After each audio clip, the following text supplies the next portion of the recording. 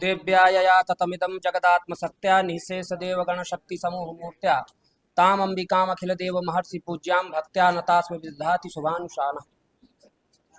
यह द्वितीय सत्र आरंभ होने जा रहा है। इस सत्र के सत्राध्यक्ष हम सभी के अभिभावक पूज्य गुरुजी कृष्णकांत शर्मा गुरुजी हैं। वो आकर के मंच को अलंकृत करें। इसी क्रम में मुख्यातिथि के रूप में इस सत्र में प्रोफेसर भगवत शरण शुक्ल गुरु जी हैं, जो व्याकरण विभाग के अध्यक्ष रहे हैं। उनको भी मैं विनम्रता पूर्वक उनसे निवेदन करता हूं कि मंच को अलंकृत करें। इसी क्रम में मुख्य वक्ता के रूप में जवाहरलाल नेहरू विश्वविद्यालय से पधारे हुए प्रोफेसर हरिराम मिश्र गुरु जी हैं। उनका भी मैं इस मंच में आने के लिए अनुरोध उनसे करता हूं कि इस मंच को अलंकृत करें। सारस्वतातिथि प्रोफेसर राम नारायण द्विवेदी गुरु जी व्याकरण विभाग के अध्यक्ष रहे हैं, काशी विद्वत परिषद के जो है यशस्वी महामंत्री हैं। एवं हमारे पूज्य गुरु जी प्रोफेसर रमाकांत पांडे गुरु जी। इसी क्रम में मुख्य वक्ता के रूप में आईआईटी कानपुर से प्रोफेसर नचिकेता तिवारी जी हैं। उनसे भी हम अनुरोध करेंगे कि मंच को अलंकृत करें। बहुत ही विलंब हो चुका है इस द्वितीय सत्र के लिए, और यह द्वितीय सत्र शब्द तत्व विज्ञान के नाम से माने यह स्वीकृत है। और इस द्वितीय सत्र में जितने भी आचार्य हैं प्रायशः सभी शब्द शास्त्र में निष्णात आचार्य हैं। मैं इसी क्रम में, ये हमारी भारतीय परंपरा है कि हम लोग जो है मनसा वाचा कर्मणा अपने आचार्यों का यथोचित सम्मान करते हैं। बहुत शीघ्र हम लोगों को बढ़ना है इस सत्र के कार्यक्रम में। अतः मैं इस कार्यक्रम के जो यशस्वी समन्वयक हैं, हम लोगों के अभिभावक के रूप में हैं पूज्य गुरु जी प्रोफेसर विनय कुमार पांडे गुरु जी, उनसे मैं निवेदन करता हूं कि सर को कहें sir sir sir professor Nachiketa Tiwari ji को सर पधारे हो। पहले ही अनुरोध किए हैं 2 बार, आप व्यस्त थे इसमें जी। तो पूज्य गुरु जी समन्वयक महोदय से मैं सविनय निवेदन करता हूं कि हमारे इस सत्र के जो अध्यक्ष हैं प्रोफेसर कृष्णकांत शर्मा गुरु जी, इनका आप जो है वस्त्रादि प्रदान से स्वागत करें। गुच्छ प्रदानेन गुरु जी का स्वागत करें।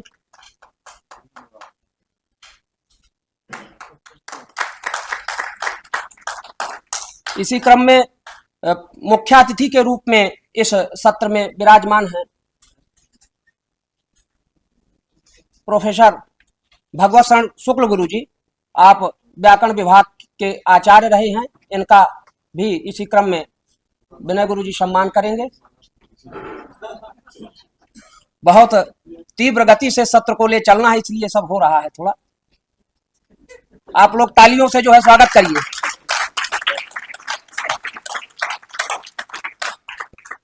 इसी क्रम में हमारे जो है मुख्य वक्ता दिल्ली विश्वविद्यालय से पधारे हुए हैं, उनका भी गुरुजी जो है माल्यार्पण से और गुच्छ प्रदानेन रांको प्रदानेन स्वागत करेंगे।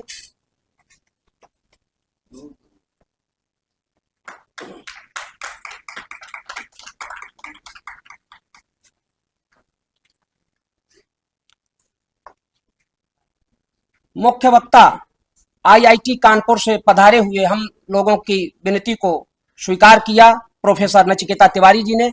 इनका जो है सम्मान करते हुए इस वैदिक विज्ञान केंद्र के समन्वयक प्रोफेसर विनय कुमार पांडे जी,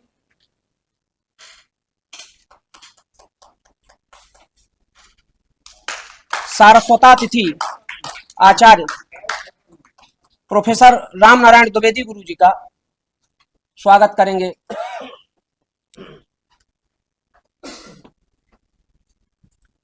गुरुजी का ही निर्देश है कि मैं ही सबका एक स्वागत करूंगा। इस समय पे व्याकरण विभाग के अध्यक्ष पूज्य गुरुजी प्रोफेसर रमाकांत पांडे गुरुजी का स्वागत करेंगे। इधर से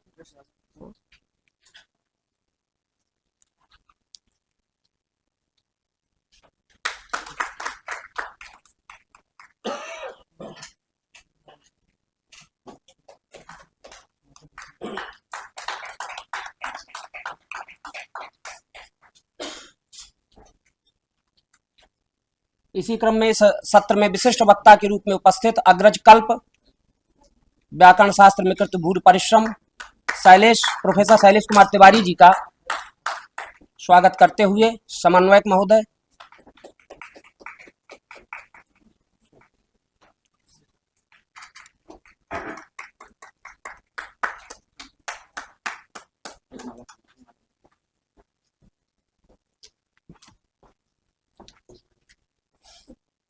मेरा भी गुरुजी स्वागत कर रहे हैं। जो है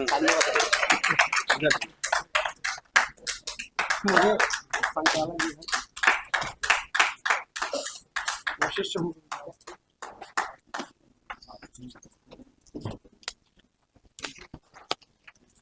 ये शोध छात्रों की लाओ जिनको बोलना है।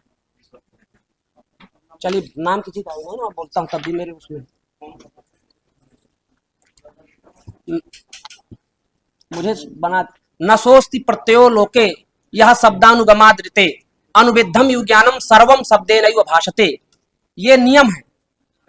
अतः ये शब्द तत्व विज्ञान इस सत्र का हम लोग आरंभ कर रहे हैं और गुरुजनों का आदेश है कि पहले जो शोध पत्र वाचक हैं आचार्य या छात्र जो भी हैं उनको हम लोग सुन लेते हैं। उसके बाद हाँ 2-2 मिनट का ही माने समय निर्धारित है। तो इस सत्र में सर्वप्रथम मैं हमारे मित्र मणि हैं वेद के बहुत अच्छे जानकार हैं, सामवेदी भी हैं और यजुर्वेदी भी हैं। और ऐसे डॉक्टर चंद्रेश उपाध्याय आप कामेश्वर सिंह दरभंगा संस्कृत विश्वविद्यालय में कार्यरत हैं। तो मैं आपको आहूत करता हूं कि निष्कर्ष रूप में आप शब्द तत्व विज्ञान के विषय में कहें। वेदों में जहां पर भी आपको शब्द तत्व की चर्चा मिली है उसको कहिए। धन्यवाद।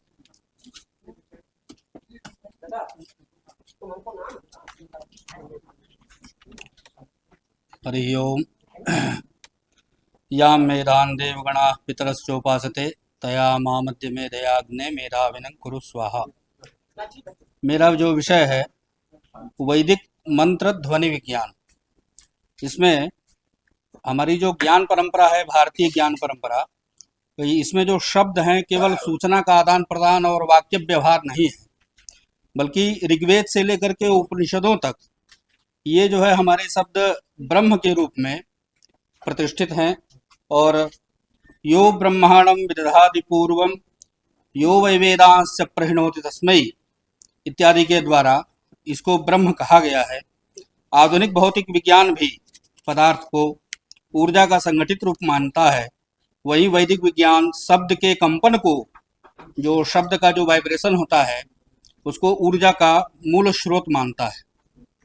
एक श्लोक प्राप्त होता है मनुस्मृति में, शब्द स्पर्शस्य रूपस्य रसो गंधस्य पंचमः वेदादेव प्रसूयन्ते प्रसूति गुण कर्मा कर्मतः। ये शब्द वेद से ही प्रसूत होते हैं, सारी चीज निकलते हैं। शब्द हो, स्पर्श हो, रूप रस गंध इत्यादि हो, सबकी उत्पत्ति वेदों से ही मानी गई है। सृष्टि के आदि में निशब्द अवस्था थी जिसको अव्यक्त कहा जाता था। बाद में वो अपने मुख नासिका, वो चनुर्नासिका इत्यादि के माध्यम से जो शब्द निकलते हैं उनको व्यक्त कहा गया। और नाद ब्रह्म की भी हमारे यहाँ उसी चीज को कहा गया है। वाक के 4 स्तर हमारे यहाँ बताए गए हैं। चत्वारि वाक परिमिता पदानि तान विदुर ब्राह्मणा ये मनीषिणा वाची माँ विश्वाभुवनानि वागक्षरम प्रथमजारितस्य इत्यादि इत्यादि। इसमें परा, प्रशंति, मध्यमा, वैखरी इत्यादि बातें हैं। मंत्र विज्ञान के कई घटक भी हैं जिसमें ध्वनि, लय, चेतना इत्यादि हैं। जैसे मूलाधार है, उसके आगे ऊपर तक जितने चक्र हैं इनमें हम, रम, लम, यम, वम ये जो बीजाक्षर हैं इनके द्वारा उन अधिष्ठानों की सुरक्षा और उसका प्रभाव, उसको जागृत करने की स्थिति को वहाँ बताया गया है। मंत्रों के प्रभाव को बहुत वैज्ञानिकों द्वारा भी सिद्ध किया गया है, रेत के कणों पे, पदार्थों पे, लोहे के उस पे, बर्तन पे, और फ्रीक्वेंसी का अध्ययन किया गया है कई सारे वैज्ञानिकों के द्वारा। और इसी में शब्द के जो वाचिक स्वर शब्द होते हैं उसमें 3 प्रकार के जप हम लोग करते हैं। एक वाचिक, मानसिक, उपांशु, इसमें होते हैं 3 प्रकार का जप। तीनों सब अलग अलग हैं, सबकी अपनी अपनी विशेषताएं हैं, आप सभी जानते ही हैं। यजुर्वेद और सामवेद, जिसमें ओम प्रणव को कहने की अलग अलग विधाएं हैं। जैसे यजुर्वेद में हम बोलते हैं हरि ओम, उसमें हरि शब्द जोड़ देते हैं, ओम म। और सामवेद में जब ओम प्रणव को बोलते हैं तो उसमें 3 स्वरों के साथ उसका संधान करते हैं। ओ मतलब वो स्वर के साथ संयुक्त होकर के सामवेद का जो ओंकार है वो प्रणव रूप में बोलते हैं। आगे और भी बहुत सारे वैज्ञानिकों का इसमें शोध संकलित किया गया है, जिसमें आप देखें तो वैदिक आधुनिक जो स्ट्रिंग थ्योरी है उसका भी यह मानना है कि ब्रह्मांड का कंपन, ब्रह्मांड जो है कंपन से बना है, जो शब्द का कंपन है, वेदों के नाद ब्रह्म सिद्धांत की ही पुष्टि करता है। शब्दाक्षरम परब्रह्म यस्मिन् सर्वम प्रतिष्ठितम, अर्थात अविनाशी शब्द ही परब्रह्म है जिसमें सब कुछ प्रतिष्ठित है। इतना ही कह करके मैं विराम लेता हूँ। धन्यवाद।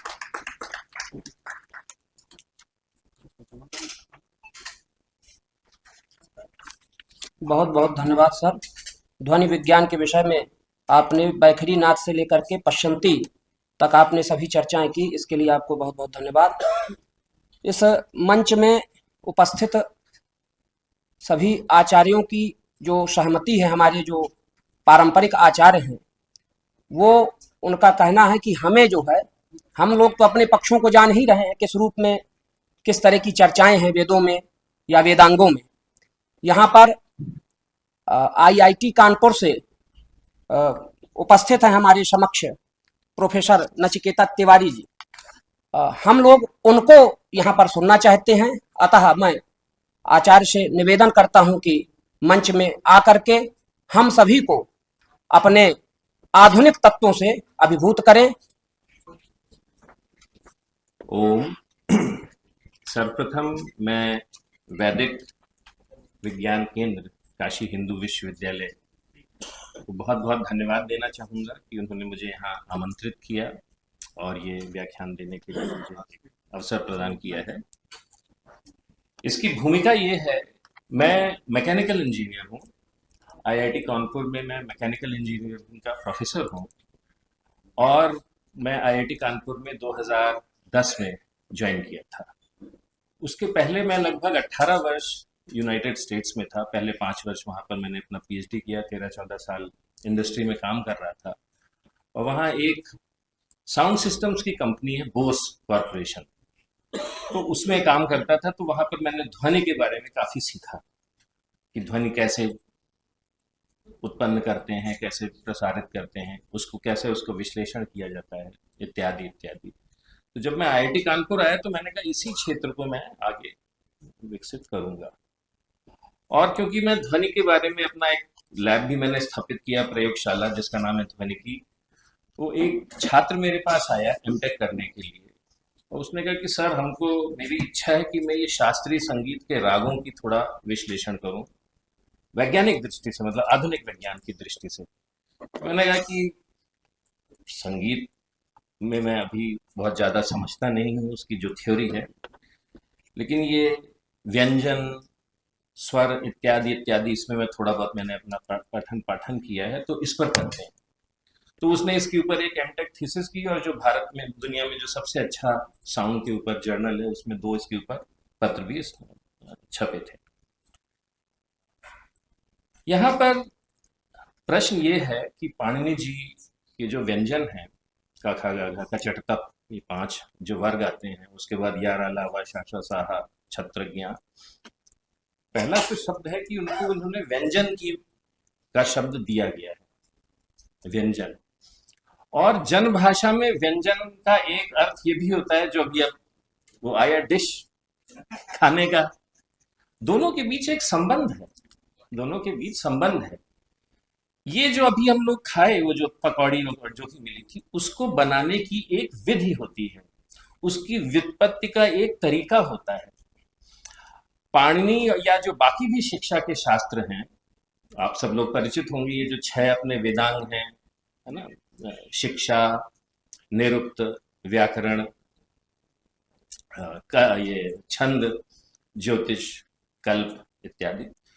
तो इसमें जो ये शिक्षा शास्त्र है, मतलब यहाँ पर ये अल्फाबेट, अक्षरों का जिसमें ज्ञान, कि उनका कैसे जन्म होता है, उनकी कैसे रचना होती है, और उसमें जो ये व्यंजन है वो अपने आधार पर नहीं खड़े होते, उनकी एक रेसिपी है, उनकी एक रेसिपी है। और वो रेसिपी जो मुझको दिखी उनके शिक्षा शास्त्र में, उसके आधार पर हमने कुछ साइंटिफिक इन्वेस्टिगेशंस किए। और जिस प्रकार जैसे जलेबी है, उसको बनाने की एक विधि है, इसी प्रकार इन व्यंजनों को भी बनाने की विधि जो है, पाणिनि के शिक्षा शास्त्र में या अन्य शिक्षा शास्त्रों में भी इनका उल्लेख होता है। पहली बात तो ये कि ये पाणिनि के व्यंजनों का अर्थ व्यंजन इसलिए दिया गया है क्योंकि उसकी व्युत्पत्ति का एक विधि है, और वो विधि के आधार पर ही उनका जन्म होता है। ये 5 वेदांग, इन पर मैं बात नहीं करूंगा क्योंकि आप सब लोगों को भी बोलना है, तो आपका समय मैं नहीं लूंगा। ये सब लोग परिचित हैं, यहाँ पर इसके बारे में विस्तार से बताने की आवश्यकता नहीं है। हाँ, स्वर हैं। जो दूसरी कैटेगरी है स्फोट व्यंजन, और स्फोट व्यंजन इनको बताइए जी। स्त्री का आपने 2 प्रकार जो लिखा है जी, उसको आप क्या मानते हैं? दूसरे उस पर हमने किया नहीं है शोध, उस पर हम कर रहे हैं, इसलिए मैं उसके बारे में कुछ नहीं। हाँ। स्त्री का जो 2 प्रकार लिखा है स्वर नहीं, नहीं, स्वर मानते हैं, स्वर स्वर में आते हैं। ये स्वर तो है, स्वर है, दीर्घाभाव नहीं स्वर है, स्वर है, वो ला ध्वनि नहीं है। हाँ, वो ला ध्वनि नहीं है, वो ला ध्वनि नहीं है, वो लड़ी भी नहीं है, वो उसका उच्चारण की अलग विधि है।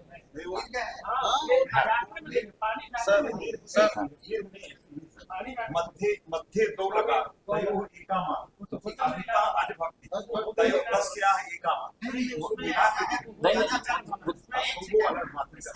ज्यादा चर्चा नहीं। केवल मेरा बताइए। जो प्रश्न है वो उतना ही है, आपने उसको दीर्घ कर लिखा है या ह्रस्व? मेरा उस पर मेरा कोई विचार नहीं, मैंने सिर्फ उसको स्वर कहा है। अभी वो दीर्घ है और लघु है, वो मैं इतना नहीं कहता।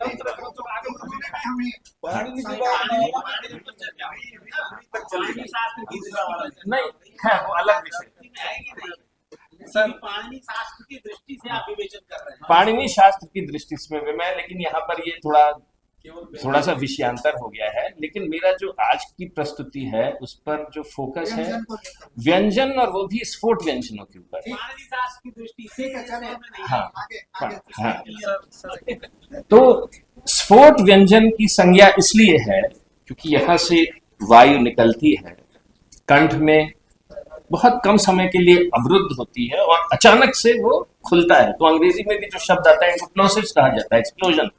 इसी प्रकार हिंदी में या संस्कृत में स्फोट, तो अचानक वो कहाँ कोई रेफरेंस है? रेफरेंस नहीं है, तो अब आप एक्सपेरिमेंट करें। ये जो स्फोट हाँ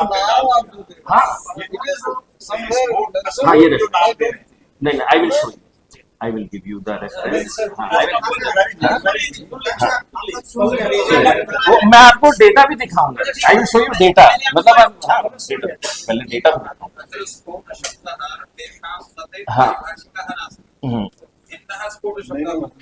ये स्फोट, ये भर्तृहरि का स्फोट नहीं है, इतना मैं कह रहा हूँ। ये भर्तृहरि का स्फोट नहीं है। और फिर एक मिनट थोड़ा, हाँ, और फिर ये सेमी वावल्स आते हैं, अंग्रेजी में इनको सेमी वावल्स कहा जाता है, अंतस्थ और ऊष्म, क्योंकि इनमें हीट का जनरेशन होता है। शा शा सा, इसमें बहुत गर्मी निकलती है। में जो होते ये आए। हाँ, फिर उसके बाद आप मीमांसा करिएगा। ये सबको पता है, का खा गा घा अंग कंठ है ना, फिर तालव्य इत्यादि इत्यादि ये सारे व्यंजन हैं। तो ये तो 5x5 का एक टेबल है। अब तो पहली पंक्ति कवर्ग, चवर्ग, टवर्ग, तवर्ग, पवर्ग, और फिर अगर हम पंक्तियों की बजाय जो वर्टिकल कॉलम्स हैं तो पहले में है का चा टा ता पा, फिर खा छा ठा था फा, फिर ग जा डा दा बा इत्यादि इत्यादि। यहां पर इस संदर्भ में जो शिक्षा के सूत्र हैं वो कहते हैं कि अगर आपको दूसरे कॉलम में जो स्वर है, ये व्यंजन है, जैसे खा का निर्माण करना हो तो उसकी क्या रेसिपी होगी वो पाणिनि बताएंगे या अन्य बताएंगे। तो बोलेंगे कि इसमें महाप्राण लगता है, ये सबको पता है महाप्राण लगता है। तो हम सोचिए महाप्राण क्या है, ये महाप्राण, इसका फिजिकल अर्थ क्या होता है। फॉर्मूला है पाणिनि का कि पहला जो दूसरा कॉलम है उसका अगर निर्माण करना है तो पहले कॉलम का अक्षर लीजिए और उसमें महाप्राण लगा दीजिए तो खा का निर्माण होगा। अर्थात खा इज इक्वल टू का प्लस महाप्राण, एक फॉर्मूला में बता रहा हूं, इक्वेशन। इसी प्रकार छा इज इक्वल टू चा प्लस महाप्राण। ये हम अनुभव भी कर सकते हैं, बहुत कठिन चीज नहीं है, क्योंकि प्राण उच्छ्वास से संबंधित अल्प प्राण, कम हवा निकली तो अल्प प्राण, और जब बहुत ज्यादा हवा निकलेगी तो वो महाप्राण। तो कम हवा के साथ उच्छ्वास के साथ अगर मैं का बोलूं तो का निकलता है। बहुत ज्यादा जब हवा निकलती है तो का चा छा, बहुत ज्यादा हवा निकलती है तो महाप्राण, इस कारण से उसको संज्ञा दी गई। फिर हमने रिकॉर्डिंग्स की तो उसमें बहुत इंटरेस्टिंग चीज दिखती है। तीसरा कॉलम में भी ऐसे ही मैथमेटिकल रिलेशंस आते हैं कि गा और कुछ नहीं है लेकिन उसमें का ही है, लेकिन वो घोष लगा दो, या नाद शब्द का उपयोग होता है कुछ जगह, कुछ घोष या घोष। तो गा इज इक्वल टू का प्लस घोष, जा इज इक्वल टू चा प्लस घोष, डा इज इक्वल टू टा प्लस घोष इत्यादि इत्यादि। पहला वाला पद सब में जुड़ेगा। हाँ, जैसे गा हाँ, इज इक्वल टू का, गा इज इक्वल टू का प्लस घोष। आपको मैं दिखाऊंगा रिकॉर्डिंग, प्रत्यक्षम की घोष, हाँ, घोष अघोष, वो तो है। हाँ, लेकिन ये क्या है, फिजिकली क्या है वो मैं आपको बताऊंगा, दिखाऊंगा। क्योंकि पुस्तक में लिखा एक चीज है, वो तो फिर आपने शब्द प्रमाण, लेकिन उसका कुछ प्रत्यक्ष प्रमाण अनुभव के आधार पर कुछ है नहीं, वो देखना। इसी प्रकार जो चौथा कॉलम है घा, तो उसमें हमारे शिक्षा शास्त्री कहते हैं कि उसमें दोनों लगता है, महाप्राण भी लगता है और नाद भी लगता है या घोष भी लगता है। तो घा इज इक्वल टू का प्लस महाप्राण प्लस नाद या घोष, झा इज इक्वल टू चा प्लस महाप्राण प्लस घोष इत्यादि इत्यादि। ये मैथमेटिकल फॉर्मूले हैं, मतलब ये सिर्फ शब्द नहीं है कि एक मंत्र लिख दिया, सूत्र लिख दिया और उसके आधार पर हमने उसको रट लिया और हम उस पर चर्चा कर रहे हैं कि उन्होंने ये कहा, उन्होंने कहा। इसके पीछे वास्तविकता है या नहीं है। तो मेरे छात्र ने पूछा कि सर तुमने इसको करो, रिकॉर्ड करते हैं, हम देखें, रिकॉर्डिंग्स इसकी देखते हैं और देखें कि ये पाणिनि जी के जो सूत्र हैं सही है या गलत है। तो ये हमने कुछ रिकॉर्डिंग्स की और ये बहुत कॉम्प्लिकेटेड नहीं है। ये आज के युग में आप सब लोग वैदिक विज्ञान केंद्र में थोड़ा सा अगर मेहनत करें तो ये सब आप लोग खुद कर सकते हैं यहां पर बैठ करके। इसके लिए बहुत सोफिस्टिकेटेड इक्विपमेंट की आवश्यकता नहीं। ये 4 अक्षर हैं तवर्ग के, ता था दा धा, उनकी रिकॉर्डिंग से। पहले मैं इनको सिर्फ सुना देता हूं। तो पहला वाला जो है, ये जो नीले में है, ये ता है, ता है। हाँ? ये दूसरी रिकॉर्डिंग जो है ये है था है। सबको था सुनाई पड़ रहा है, इसलिए मैं बोल रहा हूं जो पीछे वाले जिनको नहीं दिख रहा है थोड़ा आगे आ जाए। तीसरा जो है ये है दा, दा से देवता, दा से दवाई। और चौथा अक्षर जो है धा से धनुष, धा से धनुष, धनुष। अब पाणिनि के जो सूत्र हैं उनको हम देखते हैं कि इनमें कितने सही हैं गलत हैं। तो ये आप सबसे प्रश्न है कि जो पहला सिग्नल है वो क्या है, ता, उसके नीचे वाला था। ता का जो रूप है और था के रूप में कुछ मौलिक अंतर दिख रहा है या नहीं दिख रहा है, कुछ मेन डिफरेंस बड़ा बड़ा आपको क्या दिखता है आंख से। अब सर कह रहे हैं कि ये जो चीज है, देखिए ता के अंदर, और देखिए ये स्फोट है ना, स्फोट वो भी यहां दिखता है। ऐसा नहीं है कि ये कोई शब्द बना दिया गया और उसको अर्थ है। यहां पर अचानक सिग्नल एक्सप्लोड करता है, मतलब इसके पहले की रिकॉर्डिंग करें तो उसमें कुछ दिखता नहीं है और अचानक एक्सप्लोजन होता है। और फिर क्योंकि ता है तो उसमें आ अंत में आएगा ही, तो अगर आप इसी रिकॉर्डिंग को यहां से प्ले करते हैं तो आपको आ सुनाई पड़ेगा, है ना। तो आरंभ में स्फोट होता है, ये स्फोट हा अगर आपकी रिकॉर्डिंग हो तो उसमें स्फोट नहीं दिखेगा, उसमें सिग्नल धीरे धीरे बढ़ेगा, धीरे धीरे। यहां आरंभ में ये वाला जो भाग है, ये स्फोट होता है, अचानक सिग्नल बढ़ता है और फिर वो आ में रूपांतरित होकर के सुनाई पड़ता है, तो हमें ता की ध्वनि सुनाई पड़ती है। तो ता इज इक्वल टू ता हलंत प्लस आ एज एन अनार, हाँ ता प्लस आ बराबर था। ता, हाँ। तो ये है, तो ये तो पूर्ण व्यंजन नहीं कहा गया, पूर्ण व्यंजन नहीं कहा। हाँ नहीं नहीं, मैं व्यंजन की बात कर रहा हूँ, अभी मैं व्यंजन की बात कर रहा स्वर लगा दिया, हूँ। हाँ ये स्वर लगा दिया, ऐसा लेकिन वो व्यंजन नहीं था। नहीं सुनिए, बिना स्वर के आप उच्चारण कर ही नहीं सकते, उच्चारण कर, हाँ वो बिना लगे नहीं होगा। तो सभी में लगाना पड़ेगा। नहीं नहीं, एक मिनट थोड़ा, एक मिनट आप थोड़ा धैर्य रखिए, धैर्य धारण करिए, धा से धैर्य। ये जो भाग है ता के बाद जो धा आता है, ये वाला जो शेप है वो पहले वाले सिग्नल में आपको नहीं दिखता है। वही सर ने भी कहा कि उधर नहीं दिख रहा है, हो सकता है। और पाणिनि का सूत्र है कि था के अंदर क्या होता है, था और ता में क्या अंतर होता है, उसमें अल्प प्राण और था में महाप्राण। तो हो सकता है ये जो है महाप्राण है। अब अगर हम सिर्फ इतना ही भाग सुने,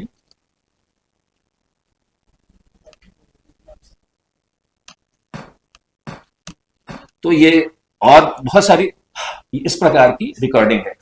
अब अगर जी जानकारी चाहते हैं, जी, ये जो ऊपर नीचे ये है, ये क्या फ्रीक्वेंसी है या क्या है? ये जैसे माइक्रोफोन है, मैंने कुछ ता कहा, उसको उसने रिकॉर्ड किया और ये उसका ग्राफ बना दिया, और कुछ नहीं। जैसे अपने वो हार्ट की बीट होती है तो ध्वनि की तरंग का ध्वनि की तरंग का सिग्नल, हाँ उसी का ये रूप है, उसी का ये रूप, हाँ उसका कंपन। जी, इस महाप्राण को, अब प्रश्न है आप सब लोगों से, इस महाप्राण को अगर मैं यहां से हटा दूं तो ये था क्या हो जाएगा, का हो जाएगा। ता हो जाएगा। तो नाम एस्पिरेटेड और एस्पिरेटेड साउंड की बात है। एस्पिरेटेड तो वो तो कुछ भी बोल दिया ना, लेकिन उसका रूप क्या है। नहीं, रूप ये है कि जब हम अघोष ध्वनि का उच्चारण कर रहे होते हैं तो जो झिल्लियां हैं चलिए, वो डिफरेंट रहती है, बिल्कुल, और जब हम उसको महाप्राण बनाते हैं तो यहाँ से बहुत ज्यादा उच्छ्वास लेते हैं। वायु, दोनों बिल्कुल, अघोष है। अच्छा, जब हम उसको सघोष बनाना थे, ये हमारे यहाँ क्या है ना, विद्यार्थी को वहां से हम शुरू करते हैं, खरहा विवारा श्वासा अघोषास्त्र, 3 का ग्रुप है। जब स्वरयंत्री आपकी विवृत अवस्था में रहेगी तो वो विवार उसको हम कहेंगे प्रयत्न, हाँ, श्वास उसमें से निकलेगी बिल्कुल, और वो अघोष होगा। अब देखिएगा। जैसे वो दोनों प्रथम द्वितीय के लिए है, खर मतलब प्रथम और द्वितीय बिल्कुल। In all 5 groups. और जब हम उसको सघोष बनाएंगे तो हसा संवारा नादा घोषास्त्र, हस जो है संवार होगा। संवार मतलब क्या, संवार मतलब जब भी बच्चा कोई उच्चारण करेगा तो वो स्वर यंत्रियों को नजदीक ले जाएगा, तो समृद्ध दशा हुई। मुख में भी आप कह सकते हैं, आभ्यंतर प्रयत्न बाह्य प्रयत्न से भी हम भेद करते हैं। बिल्कुल, बाह्य मतलब मुख के बाह्य नहीं, बाह्य मतलब जो आज से यहाँ के देश है, ऊपर वाला। नहीं ऊपर ऊपर नहीं, वाले में कुछ है ही नहीं, नहीं ऊपर कहाँ से प्रयत्न, इसके नीचे ही। प्रयत्न जो होता है वो आभ्यंतर और बाह्य दो भेदों से होता है। आभ्यंतर मतलब मुख देश, उसको आस्य प्रयत्न भी कहते हैं, मुख प्रयत्न भी कहते हैं और आभ्यंतर प्रयत्न कहते हैं हमारे यहाँ। और बाह्य प्रयत्न जो है एक्सटर्नल एफर्ट हम बोलते हैं, it is not external from mouth, not external from mouth, I it is, yes, और वो यहाँ भी है। हाँ, जैसे हमने कहा कि हकारम पंचमेर युक्तम अंतस्थापित अवश्यंतम दिया, पूरा सन उसका उच्चारण करते हैं बिल्कुल हकार का। जैसे नहीं है, जैसे ब्रह्म है, ब्रह्म अच्छा लोग जो उच्चारण करते हैं तो ब्रह्म हाँ, बोल रहे तो हैं। इस पर तो ये सारा जो है, ये सारा जो प्रयत्न हम करते हैं ना, एफर्ट्स, उसके कारण इन वर्णों में भेद आता है। और Panini is not going to define this. Panini is just identifying this. हाँ, पाणिनि ने विश्लेषण किया, he is identifying it. Each and every sound पहले से है, है ना केवल विश्लेषण। हाँ। और ये सब वायु का प्रभाव है। every sound चलिए ठीक माने है, ठीक है, वायु का मतलब कह सकते हैं वायु का प्रभाव हर चीज। वो है शब्द एव तत्व, ये ध्यान रखना। माने जो ब्रह्म कहते कहते आप चले आ रहे हो, जिसको आपने ब्रह्म कहा है उपनिषदों में, चूंकि उनके सामने वो प्रसिद्ध था, प्रसिद्ध का अपलाप हम कर नहीं सकते हैं, वो होता है। तो जिसको आप ब्रह्म कहते चले आ रहे हो, तद ब्रह्म शब्द तत्वमेव, तद ब्रह्म शब्द एव, वह ब्रह्म शब्द ही है, शब्द के व्यतिरिक्त कुछ नहीं है, नथिंग। कहते हैं कि भर्तृहरि तो कहीं वेद विरुद्ध बात तो नहीं कर रहे हैं, क्योंकि भारतीय दर्शनों में उसको मान्यता मिलेगी जो वेद से अविरुद्ध होगा। भारत की एक परंपरा रही है, बौद्ध भी आए, मैं तो बौद्ध का भी मतलब पढ़ा लिखा हूँ, ये लोग जानते होंगे जो प्रयास से होंगे। कहते हैं कि मैत्री की बड़ी बात की है बुद्ध ने, मैंने कुछ अतिरिक्त बात की है। मैंने कहा वेद में ऐसा कौन सा तत्व है जो नहीं है, जिसका कोई उल्लेख कर सकता है? मित्रस्य अहम चक्षुषा सर्वाणि भूतानि समीक्षे, मित्रस्य मां चक्षुषा सर्वाणि भूतानि समीक्षन्ताम। ठीक है ना, सर्वाणि भूतानि पद का प्रयोग करते हैं, माने प्राणी मात्र से मैं मित्रता की भावना से व्यवहार करूं और प्राणी भी मुझसे मित्रता का व्यवहार करे। ऐसा नहीं कि कोई हम पाकिस्तान की मदद कर रहे हैं, अफगानिस्तान की मदद कर रहे हैं और वो फिर हमें मारने आ जाए, ऐसा नहीं चलेगा। उसके लिए कहा कि योस्मान देष्टि यम च वयम दुष्मा तान जम्भे प्रतिदत्मा। तो ये सारा जो ज्ञान का आविर्भाव है, वहां पर भर्तृहरि के सामने ये प्रश्न उपस्थित है कि क्या भर्तृहरि शब्द तत्व की बात जब कर रहे हैं कि संपूर्ण जगत का आविर्भाव और संपूर्ण जगत का तिरोभाव उसी में होता है, वहीं से आविर्भाव होता है और वहीं से तिरोभाव होता है, तो क्या ये वैदिक दर्शन है? तो उनका दिमाग या हम लोगों का दिमाग जाता है जहां कहते हैं वाच इत सर्वमृतम यच्च मर्त्यम, वागेव विश्वा भुवनानि जगे, वाच इत सर्वमृतम यच्च मर्त्यम, साफ साफ वेद वाक्य है। या आप वहां पढ़ लीजिए जहां वो कहते हैं कि पितरमस्य मूर्धन मम योनिरप्सन्तः समुद्रे ततो वितिष्ठे भुवनान् विश्वतामुं द्यां वर्ष्मणोपस्पृशामि अहमेव वातैव प्रवाम्यारभमाणा भुवनानि विश्वा परो दिवा पर एना प्रतिमा। सब जानते होंगे, वागांगणी सूक्त है, वहां वाक तत्व के व्यापक स्वरूप का प्रतिपादन किया गया कि मतलब वाक जो है वह कहती है कि अहम दधामि द्रविणम हविष्मते सुप्राव्ये यजमानाय, माने इतना अच्छी बात कह जाती है कि अहम राष्ट्री संगमनी वसूनाम चिकुतसी प्रथमा यज्ञाना ताम मा देवा वेदधु पुरुत्रा भूरिस्थात्राम भूरिया वेशयन्तीम मया सो अन्नमत्ति यो विपश्यति यह प्राणिति यहीम शृणोत्युक्तम अमंतो माम तो उपक्षयन्ति श्रुधि श्रद्धिवं ते वदामि अहम स्वयमिदं वदामि दुष्टम देवे विरुतमानुषे भी यम यम कामये तम तम उग्रम कृणोमि तम ब्रह्मांडम तम ऋषिम तम सुमेधा। माने वाग देवी की उपासना से आप ऋषि बन सकते हो, वाग देवी की उपासना से आप सुमेधस बन सकते हो, किंतु करना पड़ेगा, बिना किए हम कुछ नहीं प्राप्त कर सकते।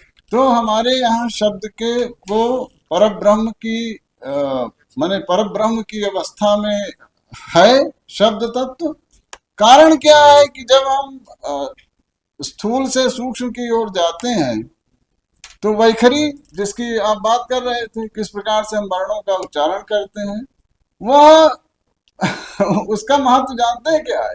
चिन्हा नीव अक्षर। एक बहुत बड़ी बात मैं आज बताने जा रहा हूं आप लोगों को, जो मॉडर्न स्कॉलर्स हैं, जो पढ़ना चाहते हैं संस्कृत, ये जो उच्चारण इत्यादि या जितने भी शास्त्र हैं हमारे, प्रायः उन शास्त्रों में मानव के व्यवहार को प्रमाण नहीं माना है।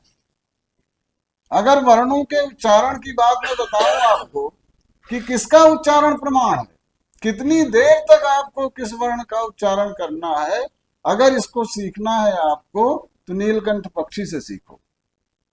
हमारा आपका व्यवहार नहीं सिखाएगा। नहीं कोई बात नहीं, तो चाहे स्लाइड्स के माध्यम से बताइए। हम लोग थोड़ा, हमारी परंपरा ओरल रही है, तो कहते हैं कि साक्षात्कृत धर्माण ऋषियो बभूव ते साक्षात्कृत धर्मव्य उपदेशेन मंत्रान् संप्रादु। बट बच्चे क्या करते थे, उपदेश को धारण कर लेते थे।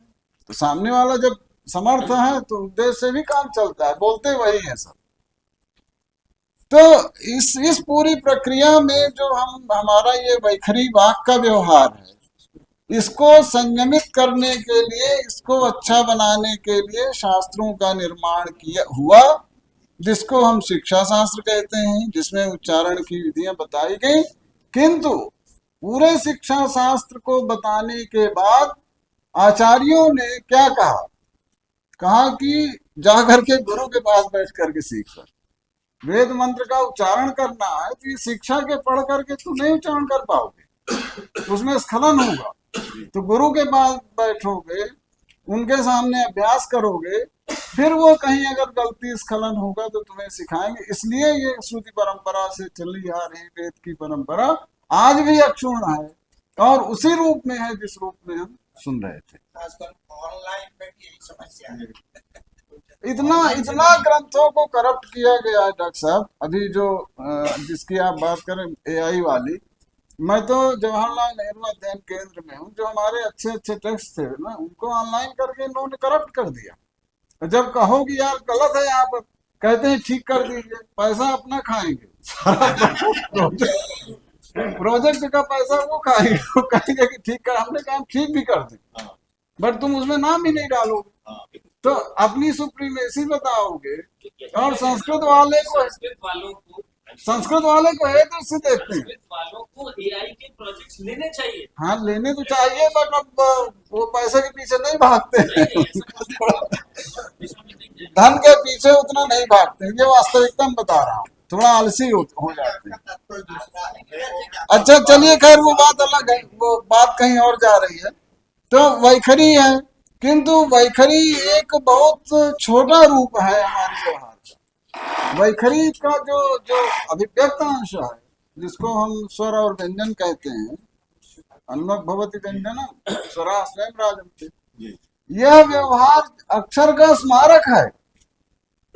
चिन्हानि अक्षर स्मृति, अक्षर का स्मारक। ये मतलब आप जैसे ये काशी हिंदू विश्वविद्यालय लिखा है, ये भाषा नहीं है, ये वाक नहीं है, ये शब्द नहीं है, ये लिपि है और ये स्मारक है।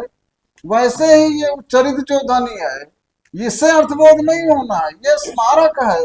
किसका स्मारक है? स्फोट रूप शब्द का, जिससे आपको अर्थ का बोध होना है। तो उसी को हम लोग क्या कहते हैं? मध्यमा। ठीक है ना, वैखरी हो गई, मध्यमा हो गया। वैखरी में भी ध्वनि के दो वेद हैं डॉक्टर साहब। बंद करूं ना? नहीं, राम नारायण कुछ कह रहे नहीं, यहाँ बनारस में राम नारायण की बात माननी पड़ेगी, नहीं तो ये जो है फ्लाइट को लौटवा देगा उधर। बताइए, मेरा अनुज है, थोड़ा डांटने का अधिकार है ना। तो मैंने जिला जवार का आदमी है, चित्रकूट का। कहते हैं कि वो मैं कहने जा रहा था, हाँ स्फोट का। तो वैखरी में भी जो ध्वनि है डॉक्टर साहब, जिस ध्वनि को आप देख रहे थे, उसमें भी प्राकृत ध्वनि और वैकृत ध्वनि है। स्फोटस्य ग्रहणे हेतु प्राकृतो ध्वनि विषयते स्थिति भेद निमित्तत्वं वैकृता प्रतिपद्यते। कितनी दूर तक आपको अमेरिका ले जाना है, कहाँ ले जाना है, वो साइंस का काम है, वो जाएगी। हमारा काम है हम प्रोड्यूस करेंगे, फर्स्ट साउंड आएगा, वो साउंड फिर अगले साउंड को पैदा करेगा। उसी प्रकार से उसके 2-3 उपमान देते हैं। वीची तरंगन न्याय ले लो आप, जैसे आप पानी स्थिर है, उसमें कंकड़ी डालो तो वो फैलेगा, वो इस तरह से। तो उससे अभिव्यक्त होने वाला जो स्फोट रूप शब्द है, उससे अर्थबोध होता है। बहुत लोगों को भ्रम होता है कि ध्वनि भी स्फोट रूप है। ध्वनि बिल्कुल स्फोट रूप नहीं। ध्वनि से अभिव्यक्त जो स्फोट रूप शब्द है, स्फुटत अर्थ अस्मादिति स्फोटा, वाचकता उसी में हम मानते हैं, ये है हमारा। और फिर उस मध्यमा के परे भी अगर आप जाएंगे, अच्छा इसको शब्दार्थ संबंध के नित्यत्व की जो बात करते हैं, वो शब्दार्थ संबंध नित्यत्व इसी स्फोट रूप शब्द का। वैखरी का अर्थ से कोई संबंध नित्य नहीं, उच्चारित प्रध्वंसित्व है। और वैयाकरण भी उच्चारित प्रध्वंसित्व मानते हैं। कुछ लोगों को भ्रम होता है। हाँ? और क्या, तो उसी से वो तस्मात् स्फोटोत्पत्ति हाँ, स्फोट व्यंजनम। तो ये हो गया स्फोट रूप शब्द, जिससे अर्थबोध होता है। आपका अर्थ का शब्द का नित्य संबंध जो वागर्था विप्रक्त वागर्था संप्रक्त वागर्थ प्रतिपत्त जगत, यही संबंध है। किंतु इससे परे भी हम जाते हैं, क्योंकि जहाँ हम कह रहे हैं कि एक में वेदांतम भिन्नम शक्ति व्यपाश्रया अपृथक्त्वे विशक्तिभ्या पृथक्त्वेन, तो ऐसी दशा में एक से अनेकत्व कहाँ से आ गया भाई? अनेक शब्द हो गए, अनेक अर्थ हो गए, कैसे हो गए? तो उसके लिए वो कहते हैं कि क्रम शक्ति है, जिसको हम पश्चिमी दशा कहते हैं। इस प्रकार से वेदों में ही हमें इन वाक तत्व का अच्छा प्रतिपादन मिलता है, वहां से प्रेरणा लेकर के। और एक चीज और ध्यान रखना, अगर ज्यादा व्याकरण वाले हो तो ये ध्यान रखना कि व्याकरण वालों के सामने दूसरे वाले बोलने में डरते हैं, और वो डरा के रखना भी है। नहीं, वो नरका बोलते हैं ना।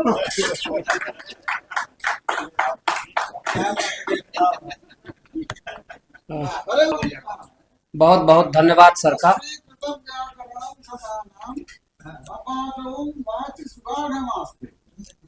बहुत सुंदर व्याख्यान हुआ सर का। आपने जो है ध्वनि से प्रारंभ करके स्फोट की स्थापना की, और समग्र चर्चा जो भी है शास्त्रीय जो पक्ष हैं उनको आपने उठाया। वेदों में कहाँ कहाँ स्फोट तत्व या वाक तत्व की चर्चा है, उसके विषय में आपने कहा। इसके लिए मैं आपका बहुत बहुत हृदय से धन्यवाद करता हूँ। इसी क्रम में हम लोग अपनी इस यात्रा को बढ़ाते हैं, और इस समय पर मैं अब अपने विभाग के पूर्व विभागाध्यक्ष प्रोफेसर भगवशरण शुक्ल गुरु जी को आहूत करता हूँ। आकर के अल्प समय में जो है हम लोगों को शब्द तत्व का 5-5 मिनट दो। रामाय रामभद्राय रामचंद्राय वेधसे रघुनाथाय नाथाय सीताय पते नमः। आज इस सत्र के अध्यक्ष परमादरणीय शर्मा जी और सभी उद्भट वैयाकरण, जिसमें हमारे अग्रज जिनका अभी आप लोगों ने सुंदर व्याख्यान सुना, आचार्य हरिराम मिश्र जी, हमारे रमाकांत पांडे जी, रामनारायण द्विवेदी जी, शैलेश त्रिपाठी जी, एवं हमारे आचार्य उपाध्याय जी, जिनका आपने बड़ा सुंदर वैज्ञानिक विवेचन सुना। वस्तुतः काशी हिंदू विश्वविद्यालय का जो कुल गीत है उसमें कहा गया है प्राची और प्रतीचि का संगम। तो ये जो संगम है वो यहाँ पर दृष्टिगोचर हो रहा है कि जो वैज्ञानिक जो जो पश्चिम लोगों की जो उनकी विवेचना है या उनका शोध कार्य है, उसका स्वरूप और हमारे जो पारंपरिक स्वरूप है। वेदों में शब्द तत्व के विषय में विवेचन हुआ है, जिसकी चर्चा आपने शब्द तत्वम शब्द के रूप में भर्तृहरि की कारिका को आपने उद्धृत किया। वस्तुतः वेद भी इसको कहते हैं वाग वै ब्रह्म। इस शब्द का उच्चारण शतपथ ब्राह्मण में भी हुआ है, गोपथ ब्राह्मण में भी हुआ है, अन्य ब्राह्मणों में भी हमें प्राप्त होता है। अब ये शब्द का तात्पर्य क्या है, शब्द हम किसको कहते हैं, इस पर मैं थोड़ा सा प्रकाश डालूंगा अपने व्याकरण शास्त्र के आधार पर, उसका फिर उसका विवेचन करूंगा। हमारे भाष्यकार कहते हैं श्रोत्रोपलब्धि बुद्धि निर्ग्राह्य प्रयोगेण अभिज्वलितः आकाश देश शब्द। अब ये इसमें कुछ चीजें हैं जिनकी व्याख्या आवश्यक है। श्रोत्रोपलब्धि, श्रोत्रेण या श्रोत्राभ्याम उपलभ्यते, जब हम उसको सुनते हैं, जिसकी अभी चर्चा बैखरीनाथ के रूप में की गई। बुद्धि निर्ग्राह्य, जिसका हमने अभी उल्लेख किया कि जो बैखरी ध्वनि है वह मध्यमा नाद को उत्साहित करती है और मध्यमा नाद से स्फोट का हमें ज्ञान होता है। स्फोट का स्वरूप क्या है और शब्द का स्वरूप क्या है, अर्थ का स्वरूप क्या है। हमारे यहां शब्द को भी स्फोट कहा गया, अर्थ को भी स्फोट कहा गया है। स्फुटति अर्था यस्मात् असौ स्फोटः, स्फुट्यते इति असौ स्फोटः, दोनों स्वरूप की इसके व्याख्या होती है। अब ऐसी अवस्था में जो स्फोट का जो स्वरूप है वो कहां व्यंजित होता है, अर्थ कहां व्यंजित होता है, तो इसलिए हमारे यहां कहा बुद्धि निर्ग्राह्य, बुद्धि में ही स्फोट का स्वरूप उत्पन्न होता है और बुद्धि में ही हमारा अर्थ भी बैठा हुआ है। इसलिए हमारे यहां ग्रंथकार कहते हैं अर्थोपि बुद्धिस्था शब्दोपि बुद्धिस्था तयोस्तादात्म्यम, इसलिए दोनों का तादात्म्य कहा गया। तो ये तादात्म्य का स्वरूप होने के कारण ही स्फोट, इसलिए स्फोट को नित्य कहा गया, शब्दो नित्यः। इसलिए यहां पर जो है कात्यायन का वार्तिक है, जिसकी चर्चा हमारे आचार्य जी ने किया, सिद्धे शब्दार्थ संबंधे शब्दोपि नित्यः अर्थोपि नित्यः तयोः वाच्य वाचक भावः संबंधोपि नित्यः। इस पर पूरा विचार हुआ। अब ये शब्द का स्वरूप जो है वो दो तरह से हमारे यहां समक्ष उपस्थित होता है, एक लौकिक शब्द, एक वैदिक शब्द। ये वैदिक शब्द क्या है और लौकिक शब्द क्या है। जैसे गंगा जल को आप एक लोटा लीजिए, उसको गंगा जल नहीं कह सकते, उसको क्या कहेंगे, गंगा का जल। गंगा नहीं कह सकते, गंगा जल तो कह सकते, गंगा नहीं कह सकते। उसी तरह से वेद के किसी एक शब्द को अगर आप अलग कर देंगे वो वेद नहीं होगा। इसलिए वेद क्या है, वेद में अनपूर्वी प्रधान है। इसलिए हमारे आचार्य पतंजलि जी ने जब वैदिका शब्द, तो वैदिका तो उसमें शन्नो देवी रभिष्टय अग्निमीले पुरोहितम, इस रूप से उन पंक्तियों का उल्लेख किया। और जो लौकिक शब्द का गौ पुरुषा हस्ती इत्यादि रूप में उसका उल्लेख किया। तो ये दोनों का अलग अलग स्वरूप है। शब्दों की उच्चारण की जो प्रक्रिया उसको मैं इसलिए नहीं बता रहा हूं कि प्रायः सब कोई प्रसिद्ध है।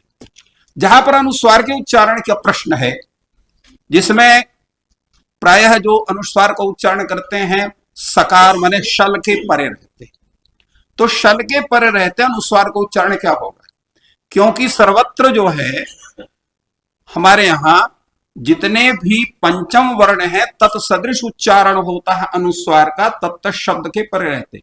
जैसे काखा गाघा के परे रहते अनुस्वार उच्चारण गा ही होगा। इसी प्रकार चाचा जाजा यहाँ के परे रहते अनुस्वार का उच्चारण यहाँ होगा। इसी प्रकार टाठा वीणा और जो है ताता दादा में ना, पापा बाबा में माँ का उच्चारण होगा। अब यह है कि शल के परे रहते और उसके साथ साथ जो है रेप के परे रहते, नेमऊ रहु इसलिए कहा गया। तो रकार के परे रहते क्योंकि शल में तो हा आ गया, रेप तो आपका यण में है, जिसको हम लोग कहते हैं जो है अंतस्थ वर्ण कहते हैं। तो रेप का भी चूंकि कोई अनुस्वार परसवर्ण उसका बन नहीं सकता, इसलिए नहीं होता। इसलिए वहां पर जो दाक्षिणात्य है क्या कहते हैं कि सर्वत्र सामान्य रूप से जो अनुस्वार है वो मां प्रकृतिक है। तो मां प्रकृतिक होने के कारण उस अनुस्वार का उच्चारण जो है वो मां होता, संस्कृत ऐसा बोलते हैं। किंतु ध्वनि विज्ञान के आधार पर उसका उच्चारण हमारे यहाँ दूसरे ढंग से करते हैं। अगर दंत सकार होगा तो न सदृश उसका उच्चारण होगा कि जो है सकार हमारे यहाँ दंत प्रयोग होता है। इसी प्रकार मूर्धन्य शकार है तो वहां पर नौ सदृश उसका उच्चारण होगा। शकार है जैसे संशय हम लोग बोलते हैं संशय, तो संशय बोलेंगे गलत हो जाए, संशय बोलेंगे तो यकार प्रकृति उच्चारण उसका होगा।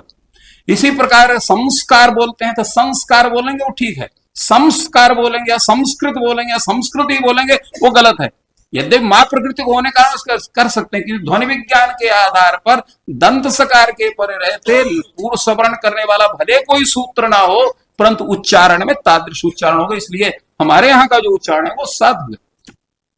इसी प्रकार क्षण ढा हम बोलते हैं तो क्षण ढा में षंढा बोलेंगे या शंढा बोलेंगे गलत हो जाएगा उच्चारण उसका। षंढा ऐसा ही उच्चारण है या शंशः नहीं, ढा में हो जाएगा। शंश शब्द कोई है अगर शश धातु जैसे शश धातु से आप उसको रूप चलाएंगे तो क्या चलाएंगे उसको, वो नकारज है। तो वहां पर स्वर नकारज। हाँ वहां पर वो है नकारज होने के नहीं, वो नकारज होने के बाद भी देखिए नहीं वो देखिए नकारज भले हो वो चाहे शकारज हो, आप उच्चारण जो वहां करेंगे वहां पर आप ऋण सदृशी उच्चारण उसका हो, ऋण सदृशी उसका उच्चारण हो, वहां पर आपका नहीं होगा दूसरे उच्चारण। तो ये दूसरा एक चीज जो मैं मुख्य बताने के लिए आया था यहाँ पर स्वर विज्ञान के विषय में लेकर के उदात्त अनुदात्त स्वरित का उच्चारण हम कैसे करेंगे, बस केवल 5 मिनट उनमें 2 मिनट में बता करके इसको मैं रफा दफा कर दूंगा, घबराई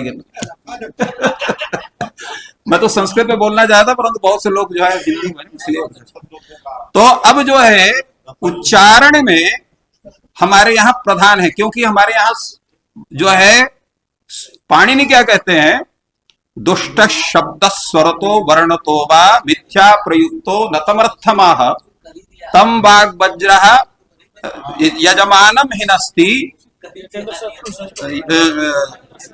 यथेन्द्र शत्रु स्वरतो पर आधार। ये स्वर का जो स्वरूप है उसमें इंद्र शत्रु को बताया केवल समाज स्वर को लेकर के बताया, परंतु समाज स्वर के अतिरिक्त सामान्य जो स्वर है वहां पर भी अड़चन हो जाती है। तो इसलिए उच्चारण में हमारे यहाँ जब शास्त्र का हम लोग अध्ययन करते हैं तो उसने कहा पूर्व काल में लौकिक शब्दों में भी स्वर की प्रधानता होती थी, किंतु पश्चात जो है उच्चारण के भ्रष्ट होने के कारण केवल वो वेद में ही रह गया। अभी चर्चा हो रही थी वेद मंत्र और वेद वाक्य, इन दोनों में क्या अंतर है, वेद मंत्र और वेद वाक्य। वेद वाक्य क्या है, वेद मंत्र क्या है। तो मंत्रत्व तभी आता है जब गुरु के समीप बैठ करके आप उन मंत्रों का सस्वर अध्ययन करते हैं तो उसमें मंत्रत्व रहेगा। अपने से जो अध्ययन करते हैं उसमें मंत्रत्व नहीं होगा। मननात् मंत्रः, ये मननात् मंत्र शब्द की व्याख्या हुई, इसलिए तद्रूप में होता है। इसी तरह से हमारे उदात्त अनुदात्त स्वरित के उच्चारणों का है।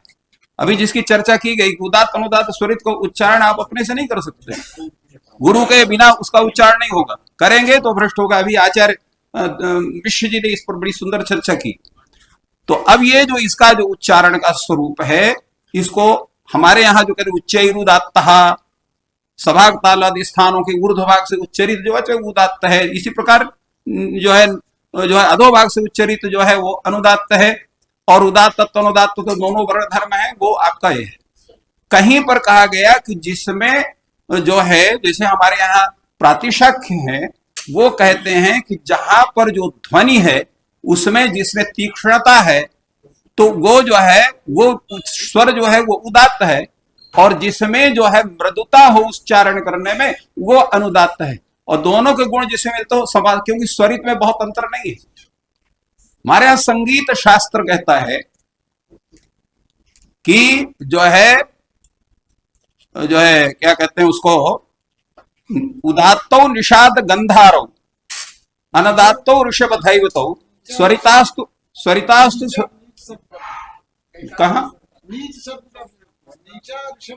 हाँ नीचा नहीं, कहीं पर जो है ऐसा नहीं, वहां पर निशा क्या कहते हैं उदात्तो निषाद गंधारो अनुदात्तो ऋषभ दैव, दोनों पाठ मिलता, अनुदात्तो ऋषभ दैवतो शेषास्तु स्वरिता गेया षड्ज मध्यम पंचमा। इसका तात्पर्य क्या है?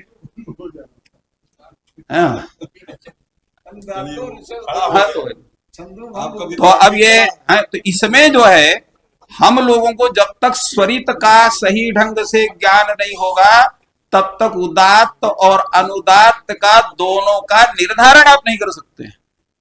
इसलिए जो है इसलिए संगीत में सर्वप्रथम सा का उच्चारण बताया जाता है, रे का या ग का या इन्हीं का उच्चारण नहीं बताया जाता।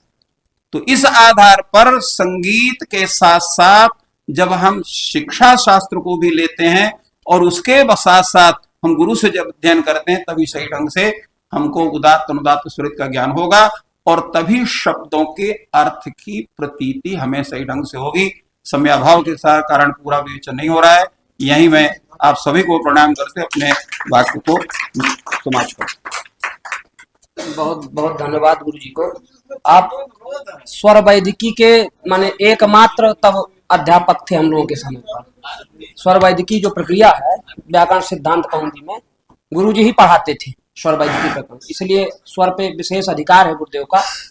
इसके लिए मैं गुरु जी को हृदय से धन्यवाद देता हूँ। अब इसी क्रम में मैं सारस्वत अतिथि के रूप में उपस्थित हैं इस समय पर व्याकरण विभाग के अध्यक्ष प्रोफेसर रमाकांत पांडे गुरु जी। व्याकरण शास्त्र में कठोर परिश्रम है, हम लोगों के गुरु जी हैं, तो समय तो आप ही निर्धारित करेंगे।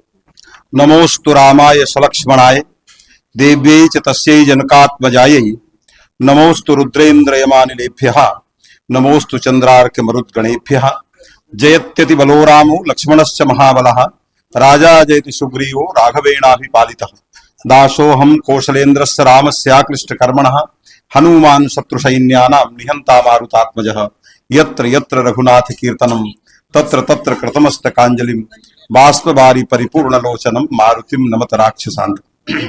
परम श्रद्धेय इस सत्र के अध्यक्ष और हमारे गुरुजी पूज्य शर्मा जी और मंच में उपस्थित कानपुर IIT के आचार्य तिवारी जी और हमारे विभाग के पूर्व आचार्य भगवत शरण शुक्ल जी, हमारे मित्र आचार्य रामनारायण द्विवेदी जी, आचार्य शैलेश कुमार तिवारी जी, मेरे अभिन्न अभिभावक आचार्य हरिराम मिश्र जी और मेरे परम स्नेह भाज मेरे विद्यार्थी आस्तिक द्विवेदी जी जो सत्र का संचालन कर रहे हैं। समय की बड़ी अल्पता है और हम सभी जिगमिसू हैं, जाने वाले ही हैं, सबकी इच्छा है कि जल्दी जल्दी हो जाए, तो अधिक नहीं बोलना है, मात्र मैं 3-4 मिनट में ही अपनी बात को रखूंगा। कारण क्या है कि ये जो सत्र में विषय रखा गया बहुत गंभीर विषय है, शब्द तत्व विज्ञान। शब्द के विषय में व्याकरण शास्त्र में सर्वत्र चर्चा की गई है। शब्द क्या है, फिर शब्द से निकलने वाला अर्थ क्या है और उस शब्द और अर्थ का संबंध क्या है और फिर इसके बाद उसके भीतर होने वाला बोध क्या है। बहुत सारे क्रम शब्द के विषय में आए हैं और अभी जो उच्चारण में वर्ण आए, जिन वर्णों को मिला के हम शब्द की चर्चा करते हैं व्यवहार दृष्टि से, शब्द जो सर्व विकल्पातीत शब्द ब्रह्म है उसकी चर्चा नहीं करेंगे। व्याकरण में किस शब्द की चर्चा की गई है, विशेष रूप से जो व्यवहारिक में है, कल्पित है व्यवहार में, उसकी चर्चा जो आई हुई है, जगह जगह भगवान भाष्यकार ने जिसकी चर्चा की, वर्णों की चर्चा की, उन वर्णों के विषय में मैं संक्षेप में एक बात बताऊं कि जो ये व्यंजन वर्ण जिसकी चर्चा भी हो रही थी, का खा गा घा इत्यादि जितने वर्ण हैं, ये वर्ग के विषय में जो आए, तो पांडी व्याकरण में इनकी चर्चा आयुण ऋलिक एओंग अयौच माहेश्वर सूत्र के रूप में किए गए।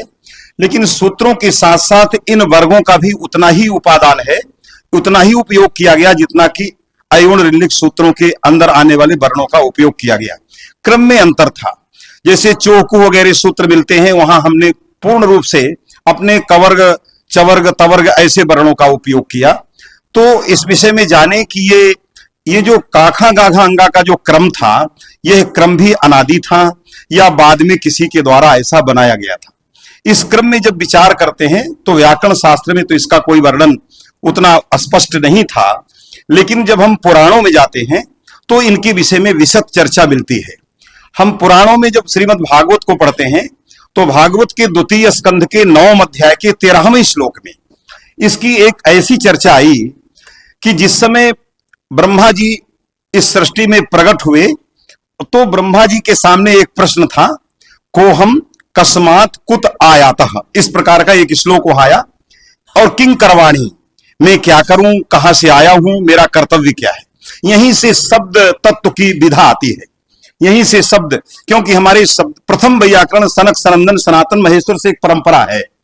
तो ये जब ब्रह्मा जी के सामने ये बात आई कि को हम, मैं कौन हूं, कुतः समागतोस्मि, मैं कहां से आया हूं, और किम अहं करवाणी, और मैं क्या करूं, मेरा कर्तव्य क्या है, ये इन तमाम जब प्रश्न सामने आए तो वहां पर वेद व्यास जी लिखते हैं, सचिंतयन द्वयक्षर में कदाम्भसी उपासृणो दुहि गदितम बचो विभु स्पर्शे सुयत षोडश में कविंसम निष्किंचनानाम नृपयत धनम विदुः।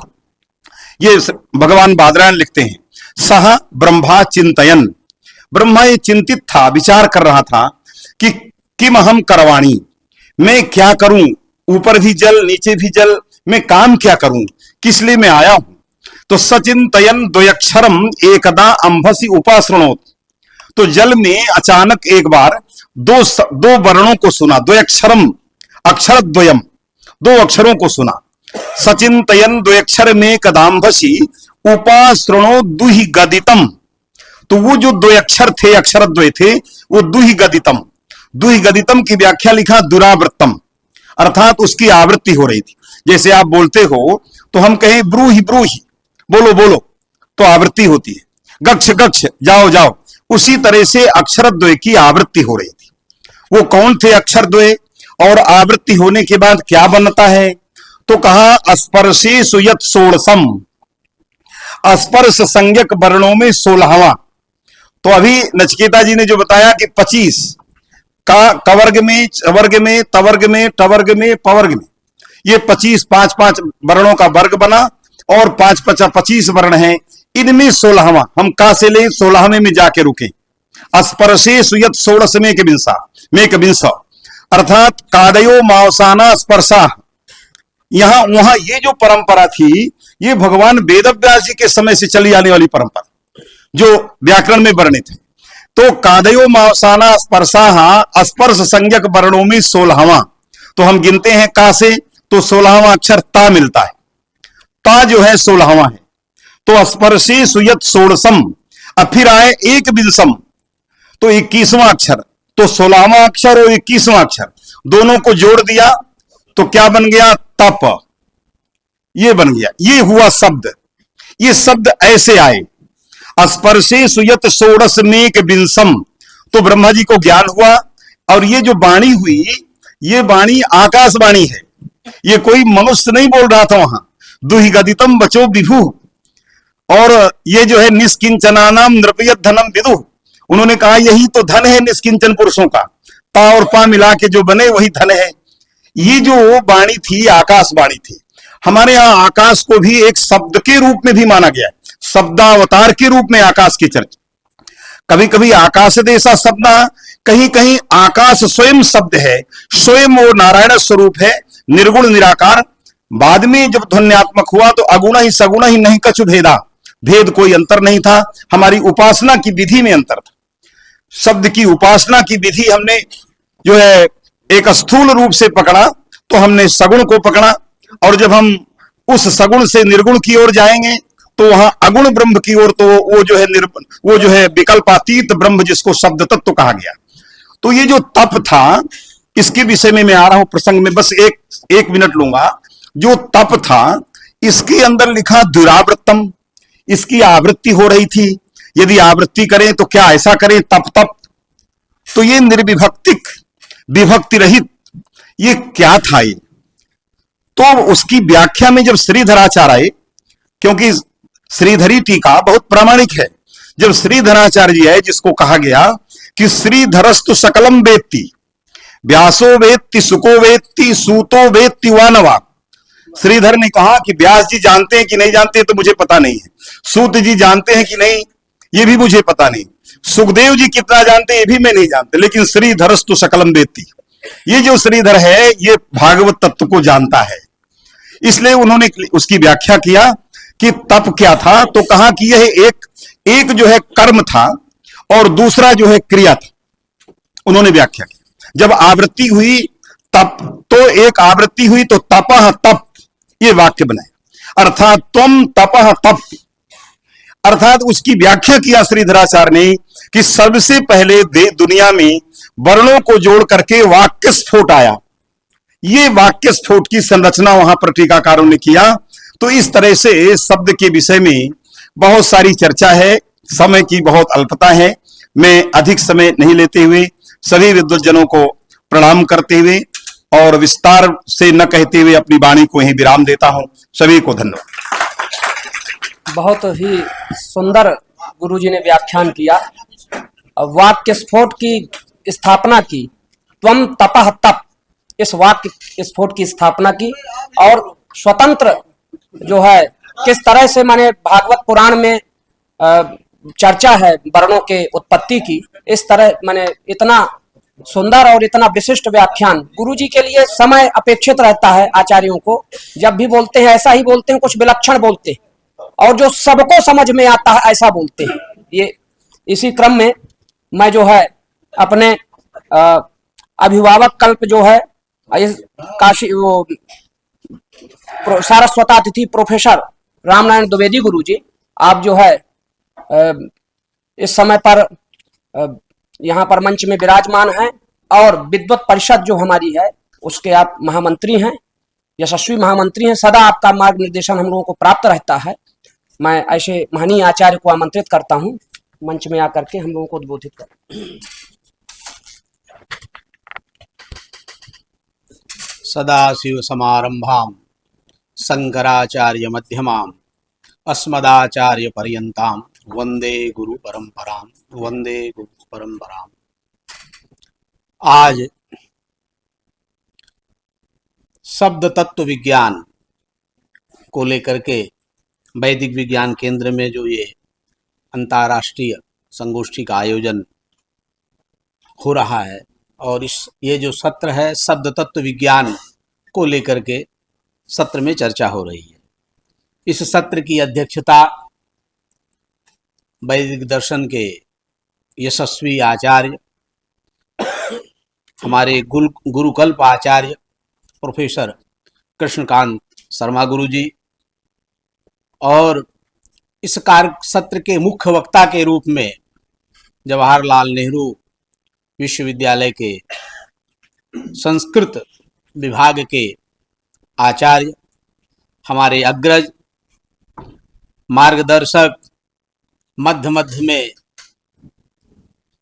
अपनी स्वतंत्र रूप से बात को कहने का अधिकार रखने वाले आचार्य प्रोफेसर हरिराम मिश्र जी, हमारे व्याकरण विभाग के सेवानिवृत्त आचार्य पूर्व व्याकरण विभागाध्यक्ष प्रोफेसर भगवत शरण शुक्ल जी, वर्तमान में व्याकरण विभाग के विभागाध्यक्ष व्याकरण शास्त्र के यशस्वी आचार्य प्रोफेसर रमाकांत पांडे जी, व्याकरण विभाग के ही यशस्वी आचार्य प्रोफेसर शैलेश कुमार तिवारी जी और आईआईटी कानपुर से पधारे हुए आदरणीय श्री प्रोफेसर नाचिकेता तिवारी जी, सत्र का संचालन कर रहे हमारे अत्यंत आत्मीय आस्तिक द्विवेदी जी और इस वेद विज्ञान केंद्र के समन्वयक आचार्य प्रोफेसर विनय कुमार पांडे जी एवं मेरे सम्मुख उपस्थित आप सभी आचार्य वृंद। अभी चर्चा का क्रम चल रहा था, क्योंकि समय की बहुत स्वल्पता है और विषय चल रहा था शब्द तत्व विज्ञान को लेकर के, जो आरंभ में आईआईटी के आचार्य नाचिकेता तिवारी जी ने जिस प्रकार से शब्द ध्वनि को लेकर के एक बहुत अच्छे ढंग से वैज्ञानिक पद्धति के माध्यम से उन ध्वनियों का जो उच्चारण दिखलाया, वस्तुतः ये उच्चारण की जो परंपरा है, जैसा भी चर्चा भी हो रही थी, हमारे यहाँ उच्चारण पशु पक्षियों के उच्चारण को ही शुद्ध उच्चारण के रूप में लिया गया, क्योंकि हम बोलते हैं ता अथवा था तो उतनी मात्रा उतना काल लगता है अथवा अतिरिक्त काल लग जाता है, इसमें हम बहुत प्रामाणिकता से नहीं कह सकते हैं। इसीलिए कहा चाखस्तु वदते मात्रम एक मात्रम तु वायसः। तो नकुले की, कौवे का, कुक्कुट का, इन सब उच्चारणों को विज्ञान की कसौटी में कसते हुए उस उच्चारण प्रक्रिया को ह्रस्व दीर्घ प्लुत आदि तक उसका वर्णन किया गया है शिक्षा शास्त्र में। पाणिनि शिक्षा शास्त्रों में, अन्य शिक्षा शास्त्रों ने भी उसको इसी तरह से संग्रहित किया है। आपके मुख से बार बार स्फोट की बात आ जा रही थी, तो हमारे लोग थोड़ा सा अचंभित हो जा रहे थे कि इसको स्फोट के रूप में कैसे ले रहे हैं। तो चूंकि स्फोट, हमारे यहाँ स्फोट की परिकल्पना आचार्य महर्षि भर्तृहरि के द्वारा जिस प्रकार की गई है, स्फुटति अर्थो यस्मात् अथवा स्फुटते असौ इति स्फोटः, ये जो स्फोट विज्ञान है वो अर्थ को भी संग्रहित करता है और शब्द को भी संग्रहित करता है। और हमारे यहाँ वाक्य स्फोट ही नित्यता के रूप में प्रतिपादित है। बाकी वो जिस प्रकार से ध्वनियों का वर्ण क्रम है संक्रमक, वो क्रम जो है उच्चरित प्रतिध्वंसी है, वो नित्य नहीं। इसलिए वर्ण स्फोट, पद स्फोट, अन्य जितने भी स्फोटों की चर्चा है वो स्फोट संकलनया हमारा जो वाक्य स्फोट है उसी से अर्थबोध जनकता है, और वही वाक्य स्फोट की प्रसिद्धि हमारे यहाँ कही गई है। महर्षि पतंजलि, जब महाभाष्य पर हम दृष्टि डालते हैं तो महर्षि पतंजलि शब्द अनुशासन की चर्चा करते करते कहते हैं कह शब्दः, आगे कहते हैं नेत्याः क्रियानाम इत्यादि कहते कहते कहते जेनोच्चारितेन शासन लांगुल ककुद खुर विषाणिनाम संप्रत्ययो भवति सह शब्दः। वहां प्रदीप उद्योतकार लिखते हैं जेनोच्चारितेन जेन प्रकाशितेन, तो स्फोट को इस रूप से वहां वर्णित किया गया है। तो स्फोट को लेकर के हमारे भाषा विज्ञान में हमारे महर्षि आचार्य पतंजलि ने, भर्तृहरि ने वाक्पदीयम में जगह जगह इसकी विस्तार से चर्चा की है। मैं बहुत उस विषय पे न जाते हुए बस यही कहूंगा कि ये जो शब्द तत्व विज्ञान को लेकर के आज की ये जो संगोष्ठी है, इस पे कम से कम एक एक घंटे का एक एक विद्वान यदि इस पे चर्चा करे, जैसे नचिकेता जी कर रहे थे, अभी आगे मुझे लग रहा कुछ और दिखाना चाहते थे, लेकिन समय की ऐसी स्थिति थी कि सब लोगों का इतना हो भी नहीं सकता था, 6 साढ़े 6 बज भी रहा है। तो ये जो हमारा व्याकरण शास्त्र है ये मोक्ष तक जाता है। तद्वारमपवर्गस्य वाङ्मलानां चिकित्सितम पवित्रम सर्व विद्यानाम अधिविद्यम प्रकाशते। तो ये अधिविद्या तक को प्रकाशित करने वाला ये जो व्याकरण शास्त्र है, शब्द तत्व विज्ञान है, इसके विषय में अभी पूर्व में जब उद्घाटन सत्र में एक वक्ता कह रहे थे कि इसकी शब्द शास्त्र की उपासना होनी चाहिए। उद्घाटन सत्र में हम लोग बैठे थे, उन्होंने कहा कि बिना उपासना और साधना के इस शास्त्र के तत्व का जो निहित गूढ़ार्थ है उसको नहीं जाना जा सकता है। और उपासना का सिद्धांत इसीलिए हमारे यहाँ इसको जो आमनाय है, अक्षर समामनाय, वर्ण समामनाय, इसको प्रयोग किया गया है। ये हमारे जो चतुर्दश सूत्र हैं ये अक्षर समामनाय की तरह है। ना नक्तम प्रब्रूयात, भुक्तम ना प्रब्रूयात, इसकी तमाम परिसीमाएं हैं। उनके अनुसार जैसे कुशाग्र रूपाणी प्रांग मुख उपविश्य हमारे ऋषियों ने जिस प्रकार से इनकी रचना की है, इन शास्त्रों में जब तक हमारी साधना, उपासना और चिंतन नहीं रहेगा तब तक शब्द तत्व विज्ञान को हम विज्ञान के साथ, निश्चित है कि विज्ञान के आधुनिक विधाओं के साथ हमें बैठना चाहिए, चर्चा करनी चाहिए, तब उसका वास्तविक तात्विक रूप हम सामने ला सकते हैं। और उसके मूल में उपासना और साधना ही कारण है, क्योंकि हमारे जो प्राच्य परंपरा है उस प्राच्य परंपरा में हमारे विद्यार्थी साधना करते थे, गुरुओं के चरणों में बैठकर उपासना करते थे, और उस साधना के माध्यम से जब शब्द विज्ञान को प्राप्त करते थे तो वो एक अपने आप में स्फुटित भी होता था और लोकोपकारी भी होता था। मैं बहुत ज्यादा न बोल के आप सबको एक तंत्रेण प्रणाम करता हूं। वंदे संस्कृत मातरम। बहुत बहुत धन्यवाद। एक व्यवहारिक प्रश्न भी है जो आप सबके संज्ञान में लाना चाहता हूं, क्योंकि आप सब लोग वैयाकरण हैं। हमारे अंग्रेजी में बहुत शब्द हैं जो हम हिंदी से या संस्कृत से उनको बराबर मानते हैं, और वास्तविक में बराबर नहीं होते हैं। कुछ हैं जैसे आत्मा, गॉड, वो अलग बात है, धर्म, रिलीजन, लेकिन रोजमर्रा के जीवन में भी बहुत शब्द हैं। 2-3 उदाहरण दूंगा, वो हम लोगों का दायित्व है कि हम उनके मूल अर्थ को स्थापित करें। उदाहरण के लिए अंग्रेजी में हम कहते हैं किंग और किंगडम, उसको हिंदी में या संस्कृत में हम क्या अनुवाद करके बना देते हैं? राजा और राज्य, या किंग और सब्जेक्ट को हम बना देंगे राजा और प्रजा। तो आपका किंग है, ऊपर है, उसका एक डोमिनियन है, जिसके ऊपर आधिपत्य है, उसको वो दबा कर रखता है, मतलब एक द्वैत की भावना आती है। वो प्रजा के अंदर गाय भी आएगी, बैल भी आएगा, बकरी भी आएगी, तोता भी आएगा, ये सब आएगा। तो इस प्रकार के बहुत शब्द हैं। जैसे हम क्लासिकल म्यूजिक कह देते हैं, उसको हम कह देते हैं हिंदी में शास्त्रीय संगीत। क्लासिकल म्यूजिक का लिटरल अर्थ है एक क्लास है, और जेएनयू के प्रोफेसर साहब हैं, तो वहां पर तो इस प्रकार बहुत विमर्श होता है, class, domination, dominated, oppressor, oppressed, इस तरीके का। लेकिन शास्त्रीय क्लासिकल म्यूजिक नहीं है। तो ये बहुत सारे शब्द हैं, इनका मूल अर्थ हमारा दायित्व है कि हम उनको वापस प्रतिष्ठित करें। प्रोफेसर, आचार्य, प्रेम, लव, शांति, पीस इत्यादि बहुत रोजमर्रा के शब्द हैं, हम उनका अर्थ जनता में भूल गए हैं, और हम अब अंग्रेजी के रेफरेंस को लेकर उसको आजकल के में समझने लगे हैं। ये हमारा दायित्व है।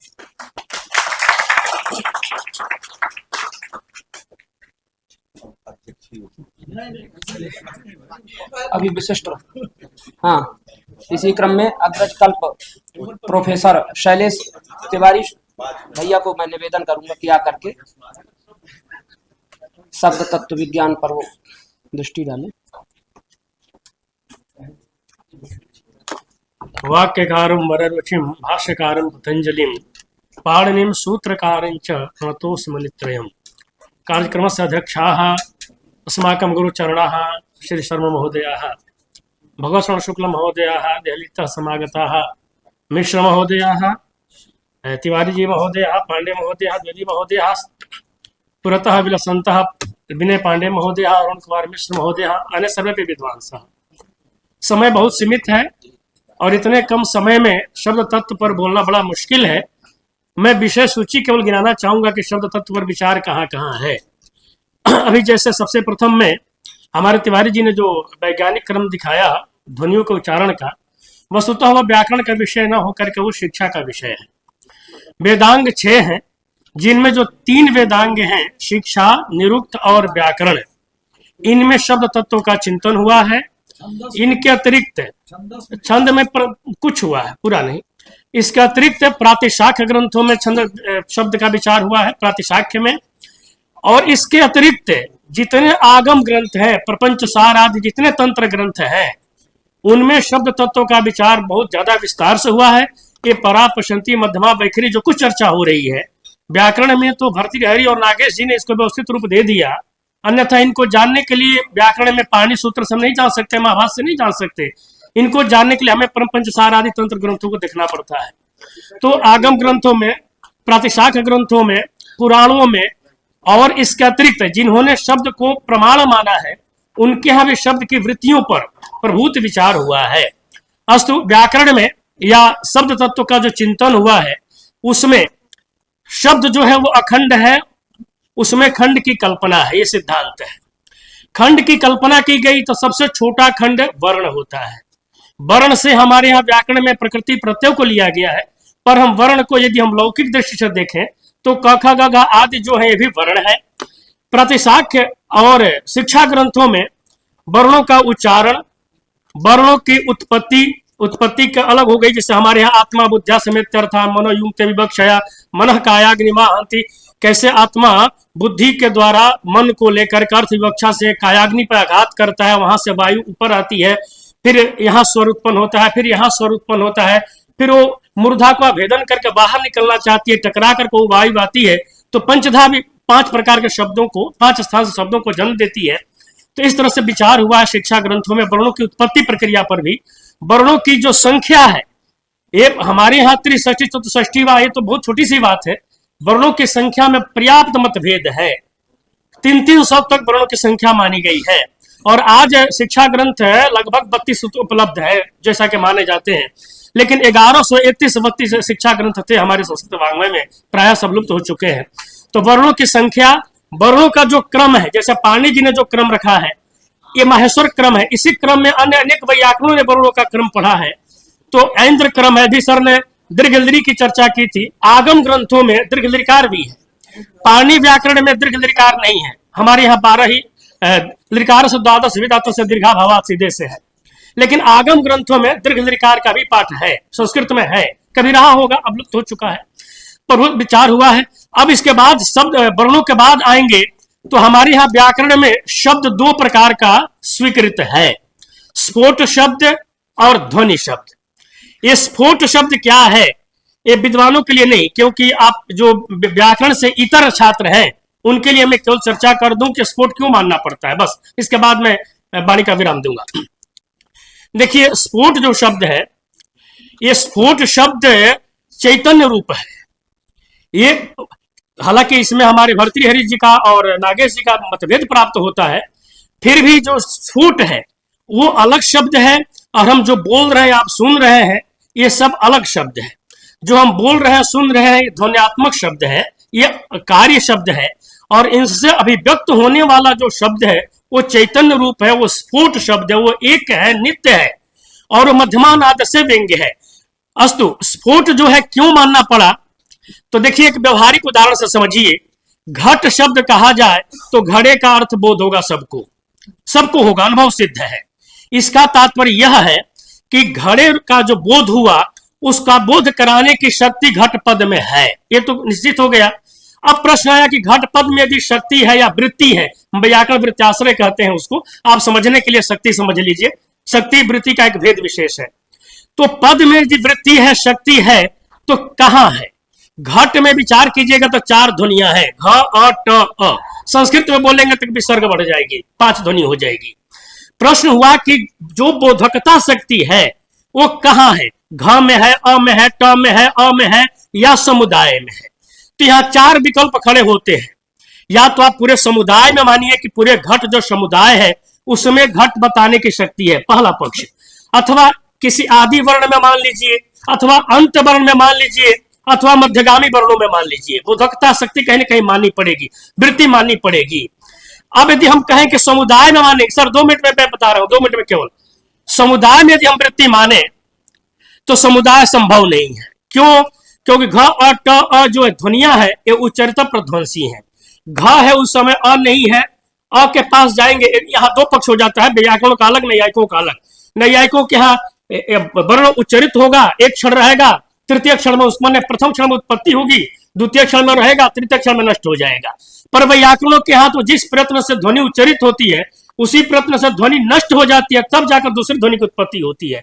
कुल मिलाकर के चाहे नैयायिकों वाला माने चाहे व्याकरणों का माने, वर्णों का समुदाय इसलिए नहीं हो सकता कि उच्चरित प्रध्वंसी है। घ है वो अ, उस समय अ नहीं है, अ ट तक जाएंगे तो घ अ सब नष्ट हो जाएंगे, पूर्व वर्ण नष्ट हो जाएंगे। ऐसी स्थिति में जब समुदाय ही नहीं बनेगा तो इनकी बोधकता समुदाय में कैसे मानी जा सकती है? कहा कि प्रथम वर्ण में मान ले, तो यदि प्रथम वर्ण में बोधकता शक्ति मान ले, वृत्ति मान ले, तो घ कहने से ही घट का बोध हो जाए, फिर अट का उच्चारण हम क्यों करें? और घ में भी हम शक्ति मान लेंगे तो जहां जहां घ होगा वहां घड़े का बोध होगा, तो घंटा कहने से भी घड़े का बोध होने लग जाए, ये दोष आया। तब कहा कि अंतिम वर्ण में तब वृत्ति मान ली जाए। कहा कि अंतिम वर्ण में वृत्ति मानेंगे तो घट के अंतिम में क्या है? अ। यदि अ में घटार्थ बोधकता वृत्ति मानेंगे तो जहां जहां अ रहेगा सब जगह घटार्थ की प्रतीत होने लग जाएगी। इसका व्यवच्छेद कैसे करेंगे? राम रावण पर्यायवाची बन जाएंगे, जितने आक्रांत शब्द हैं सब पर्यायवाची बन जाएंगे, व्यवस्था कैसे बन पाएगी? यदि मध्यगामियों में शक्ति माने, वृत्ति माने, तो वहां भी समस्या आएगी कि दिवाकर शब्द है, कई मध्यगामी आ गए, किसमें माने? तो इस तरह से ध्वन्यात्मक शब्दों में वृत्ताश्रयता संभव नहीं हो पाती है। इसलिए इन ध्वनियों से अभिव्यक्त होने वाला जो हमारा शब्द है, कोई विलक्षण शब्द है जो अर्थ का बोध कराता है, वो स्फोट शब्द है, वो चैतन्य रूप है। इसके अतिरिक्त जब हम ध्वनि की बात करते हैं, परापसंति मध्यमा वैखरी की चर्चा हम नहीं करेंगे, इसके आगे बढ़ते हैं तो जो बोल रहे हैं ध्वनियां, ये आप ध्वनि सुन रहे हैं, इस पक्ष में भी प्राकृत और वैकृत ध्वनि की उन्होंने चर्चा कर दी कि स्फोट के अभिव्यक्ति के लिए प्राकृत ध्वनि है और वृत्ति भेद के लिए आप तक पहुंचाने के लिए वैकृत ध्वनि है। ये तो हमारे व्याकरणों का सिद्धांत है। लेकिन जो नैयायिकों या दार्शनिकों का सिद्धांत है उसमें शब्द 3 प्रकार के माने गए हैं, संयोगज, विभागज और शब्दज। बस एक मिनट, शब्दज भाई हम लोग तो जानते हैं बच्चों, जब शब्द तत्व क्या है थोड़ा समझ ले लोगी। शब्दज तो हम जो शब्द सुनते हैं ये संयोगज शब्द, पहले 3 तरह के शब्द हो गए, संयोगज, विभागज और शब्दज। तो जो संयोगज शब्द है वो संयोग से उत्पन्न हो रहा है। विभागज जो शब्द है कपड़ा फट गया, निकल गया, तो ये विभागज शब्द है। पर हमारे दार्शनिकों का सिद्धांत है, जो इंद्रियों चक्षु कर्णेंद्रियों को जो अप्राप्य कार्य मानते हैं, उनका सिद्धांत है कि जो शब्द नष्ट उत्पन्न होगा, संयोगज हो चाहे विभागज हो, उसी क्षण वो शब्द नष्ट हो जाएगा। फिर हम सुनेंगे कैसे? तो वह सजातीय शब्द को प्रकट करके नष्ट होता है। सजातीय दूसरे सजातीय को, ये बीच तरंग न्याय से हमारे तक जो शब्द आ रहा है, ये शब्दज शब्द है जिसका हम प्रत्यक्ष करते हैं, दार्शनिक विचार है। इसी में जो प्राप्यकारित्व मानते हैं करणेन्द्रिय का, उनके मत में तो इंद्रिय ही जाकर के तदाकारित होकर के विषय का ग्रहण कर लेती है। ये सब विचार हुआ है। और बाहर जो शब्द है ये भी क्या है? ध्वनि भी स्फोट से अलग उपलब्ध नहीं होती है। ध्वनि से जब स्फोट की भी अभिव्यक्ति होगी तो व्यंजक का जो गुण होता है स्फोट में हासिल होगा। गुरु जी हमारे बैठे हैं जो अध्यक्ष हैं अभी, ये आप व्याकरण और दर्शन के ही विद्वान नहीं है, संगीत शास्त्र के भी बहुत बड़े विद्वान है। आपसे हम लोगों ने कुल गीत और न जाने क्या क्या सीखा है, सब कुछ हॉस्टल में आकर सिखाया करते थे जब हम लोग छात्र थे उस समय। तो संगीत में जो संगीत जानते हैं वो समझ सकते हैं कि हारमोनियम हो, बांसुरी हो, सितार हो, कई वाद्य हो, उन सब से एक ही राग बजाया जाए, हाँ, एक ही राग, सुन सर, एक ही राग बजाया जाए तो सबका स्वर एक होगा, लेकिन आवाज सबकी अलग होगी। बांसुरी की आवाज अलग है, हारमोनियम की आवाज अलग है, पर स्वर अलग है। अब स्वर की उपलब्धि आवाज के बिना हो नहीं सकती, ध्वनि के बिना हो नहीं सकती। अतः ध्वनि और स्फोट का भेद करना बड़ा मुश्किल हो जाता है। और ध्वनि क्या है? सबने कहा शब्द, वायु की चर्चा हुई, तरंग की चर्चा हमने की सर। तीन पक्ष प्रमुख है इस समय। वायु और नाम शब्द ज्ञान शब्द, एक वायु ही शब्द है, ज्ञान ही शब्द है, और परमाणु अणु ही शब्द है। इसकी भी प्रक्रिया बताई गई है। समय सीमित हो गया है। वाग वही ब्रह्म, जो सर आपने ब्रह्म की चर्चा करते थे, हम ऐसा नहीं है कि जो शब्द ब्रह्म को मान लेते हैं कि शब्द ब्रह्म हमारा काल्पनिक, ऐसा नहीं है। वेद में है वाग वही ब्रह्म, ये वाचम ते मृत्यु मत वर्तनते, ये वाचम समुपासते, वाक्य की उपासना का विधान किया गया शास्त्रों में। तो जो हम बोल रहे हैं, सुन रहे हैं, जो क्षणिक ध्वनियात्मक जो शब्द है, ये उपास्य नहीं हो सकती है ध्वनि, ये शब्द उपास्य नहीं हो सकता। अतः इसे विलक्षण शब्द हमारे यहाँ स्फोट माना गया है। और सब विचार कर लें तो अंतिम निष्कर्ष एक लाइन में है गुरु जी कि त्रिपाठी गुरु जी ने, रामप्रसाद त्रिपाठी गुरु जी ने अपने ग्रंथ में चर्चा की है कि सब आकलन किया जाए तो वैयाकरणों के यहाँ शब्द तीन प्रकार के सुनिश्चित होते हैं: अनुपहित शब्द, उपहित शब्द और उपाधि शब्द। उपाधि शब्द है वो ध्वनि रूप है। उपहित शब्द जो है वो ध्वनि अभिव्यक्त स्फोट रूप है। और जब तक स्फोट की अभिव्यक्ति नहीं हुई है तब भी वो तो है ना, वो तो नित्य है। उस अवस्था में अनुपहित शब्द है। विस्तार से चर्चा हुई है, समय अभाव है, हाँ सब मानते हैं, इसलिए समय अभाव बस, क्योंकि 5 मिनट में चर्चा नहीं हो सकती है। क्षमा चाहता हूँ, वाणी पे ही विराम देता हूँ। नमस्कार। बहुत बहुत धन्यवाद अग्रज कल्प को। न चागमादृते धर्मः तर्केण व्यवतिष्ठते, ऋषीणामपि यद् ज्ञानम तदपि आगम पूर्वकम। आपने समग्र सत्र को अभी तक सुना बहुत धैर्य के साथ में, इसके लिए आपको बार बार धन्यवाद। अब इसी क्रम में इस सत्र के जो परमाध्यक्ष हैं, हम लोगों के लिए जो है, गुरु जी आप ही निर्देश कर रहे थे बीच बीच में 5 मिनट के समय के लिए, इसलिए परमाध्यक्ष हैं आप। हम आप सांख्य आदि शास्त्र के निष्णात आचार्य हैं, तो आकर के हम लोगों को जो है तात्पर्याख्या वृत्ति से कहना चाहते थे कि आप सबको नियंत्रित कर रहे थे कि 5 मिनट में उसका ध्यान रखिएगा। योऽन्तः प्रविश्य मम वाचमिमां प्रसुप्तां सञ्जीवयत्यखिल शक्तिधरस्वधाम्ना अन्यांश्च हस्तचरणश्रवणत्वगादीन् प्राणान् नमो भगवते पुरुषाय तुभ्यं, नमो भगवते पुरुषाय तुभ्यं। परम आदरणीय इस सत्र के मुख्य वक्ता जवाहरलाल नेहरू विश्वविद्यालय से आए प्रोफेसर हरिराम मिश्र जी, व्याकरण शास्त्र के निष्णात विद्वान, व्याकरण के ही नहीं संगीत के भी निष्णात विद्वान और प्रयोक्ता प्रोफेसर भगवत शरण शुक्ल जी, आईआईटी कानपुर से आए हमारे आचार्य प्रोफेसर नचिकेता तिवारी जी,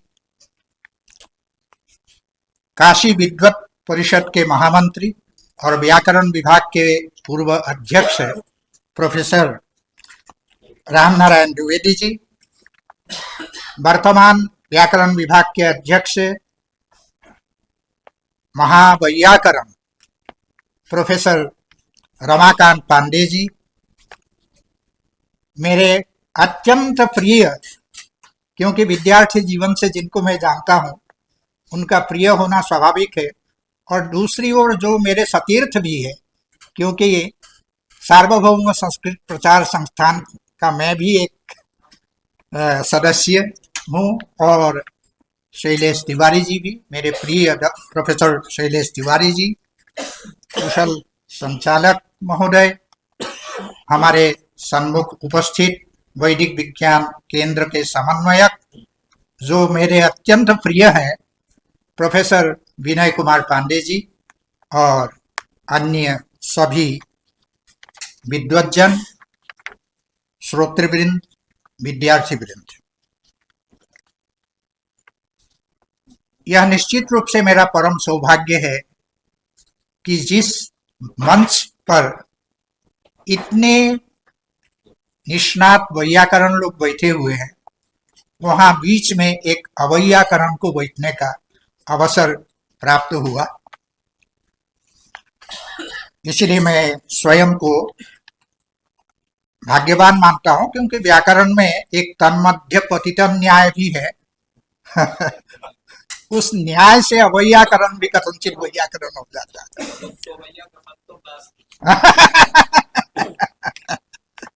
अस्तु, मैं सर्वप्रथम वैदिक विज्ञान केंद्र के समन्वयक प्रोफेसर विनय कुमार पांडे जी को इस प्रकार की संगोष्ठी के आयोजन के लिए हृदय से धन्यवाद देता हूँ, आपका अभिनंदन करता हूँ, क्योंकि हमारे यहाँ कहा गया है वादे वादे जायति तत्वबोधः। इस प्रकार के संगोष्ठी से, विद्वज्जनों के विचारों से जो लाभ प्राप्त होता है, वर्षों ग्रंथ पढ़ करके भी वो लाभ नहीं हो पाता है। तो मैं इस क्रम में सर्वप्रथम प्रोफेसर नचिकेता तिवारी जी को मैं हृदय से धन्यवाद देता हूँ, आपका मैं अभिनंदन करता हूँ। वस्तुतः जो कार्य हम लोगों को करना चाहिए, हम संस्कृत की रोटी खाते हैं, इसीलिए निश्चित रूप से जो कार्य प्रोफेसर नचिकेता तिवारी जी कर रहे हैं, निश्चित रूप से हम सबको वह कार्य करना चाहिए। इसीलिए हमसे कहीं अधिक धन्यवाद के पात्र, अभिनंदन के पात्र प्रोफेसर तिवारी जी हैं। आपने जो पाणिनीय व्यंजनों की निर्माण विधि, ये जो शीर्षक आपने दिया, थोड़ी सी मेरी असहमति है, क्षमा करिएगा। परंपरा से कुछ अध्ययन करने के कारण शब्दों पर बहुत अधिक ध्यान जाता है। निर्माण विधि की अपेक्षा कथनचित उच्चारण प्रक्रिया यह शब्द होता तो शायद ज्यादा सटीक होता, क्योंकि चाहे स्वर का हो चाहे व्यंजन का हो, निर्माण करने का सामर्थ्य आप में हम में नहीं है। उनकी उच्चारण की प्रक्रिया को हम बता सकते हैं, उच्चारण का विश्लेषण हम कर सकते हैं, लेकिन हम स्वरों का या व्यंजनों का निर्माण नहीं कर सकते हैं। इस कारण से मेरा ये विनम्र निवेदन है आपसे कि कथनचित आप भी सहमत होंगे तो उसको अगर उच्चारण प्रक्रिया करें तो ज्यादा सटीक होगा, ये मेरा है। आपने सेमी बावल के संदर्भ में बताते हुए, उसमें यवर अल में तो ठीक है, क्योंकि अंग्रेजी में जब हम देखते हैं ए ई आई ओ यू, ये जो वो आता है, तो उसमें तो ठीक है, अंतस्थ वर्ण तक तो ठीक है, उसको हम सेमी बावल मान लें, लेकिन ऊष्म वर्णों को हम सेमी बावल नहीं मान सकते। मेरे ख्याल से प्रोफेसर मिश्र जी भी हमसे सहमत होंगे। तो इसीलिए आपने उसमें ऊष्म वर्ण का भी जिक्र किया था, इसीलिए मेरा, हाँ ठीक है। लृ वर्ण को लेकर के जो बात उठी थी वो इसीलिए उठी थी कि हमारे यहाँ लृ वर्ण का दीर्घ भेद नहीं माना गया है, इसलिए कथनचित अगर आपने उसको दीर्घ, मेरा प्रश्न वही था कि कथनचित अगर आपने दीर्घ मान करके उसको अगर लिखा हो तो उसमें थोड़ा वो विचारणीय विषय है, इसीलिए मेरा निवेदन था। आपने जहां प्रथम वर्ण में महाप्राण के योग से द्वितीय वर्ण, उसी प्रकार तृतीय वर्ण में महाप्राण के योग से चतुर्थ वर्ण, ये तो अंग्रेजी जब हम लिखते हैं सुस्पष्ट हो जाता है। था जब लिखना होता है हम टी के साथ एच लिखते हैं, वो एच महाप्राण का प्रतीक है, इसीलिए हम उसको लिखते हैं, है ना। तो इस प्रकार से ये एक अपने बात कही थी और इसको हम अंग्रेजी के एच वर्ण से व्यक्त करते हैं। हाँ, एक मेरे मन में प्रश्न ये जरूर था कि कई बच्चे, कभी कभी हमको बहुत सारे बच्चे ऐसे मिले हैं, कहना है खाना खाने जाना है, कहते हैं कि थाना थाने जाना है। अब ये उच्चारण कहाँ से आया, ख के स्थान पर थ? ये एक सोचने की बात है। ऐसा मैंने सुना। हमारे साथ रुइया हॉस्टल में जब हम विद्यार्थी थे, उस समय हमसे जूनियर एक विद्यार्थी आए थे, उसका उच्चारण इसी प्रकार का था। वो कमल को तमल बोलता था। हाँ? कुत्ता है ऐसा, कमल को तमल बोलता था। तो इस प्रकार ऐसा क्यों होता है, उस पर भी कुछ विचार हम लोग को करना चाहिए। उन बच्चों का अगर हम उच्चारण सुधार सके किस प्रकार अपनी प्रक्रिया से, उसमें हम अगर कुछ श्रम करें तो शायद ऐसे बच्चों के लिए बहुत उपकारक होगा। ये मेरा आपसे निवेदन है। और मेरी बात एक प्रकार से प्रोफेसर शुक्ल जी ने कही जी कि आपने जो विषय यहाँ प्रस्तुत किया प्रोफेसर तिवारी जी ने, सच कहा जाए आज महामना की आत्मा निश्चित रूप से प्रसन्न हो रही होगी, क्योंकि महान वैज्ञानिक शांति स्वरूप भटनागर जी ने जो कुलगीत की रचना यहाँ की थी, वो एक प्रकार महामना की जो भावना है उसी को उन्होंने कुलगीत में व्यक्त किया है, जिस कुलगीत में प्रतीचि प्राची का मेल सुंदर कहा गया है।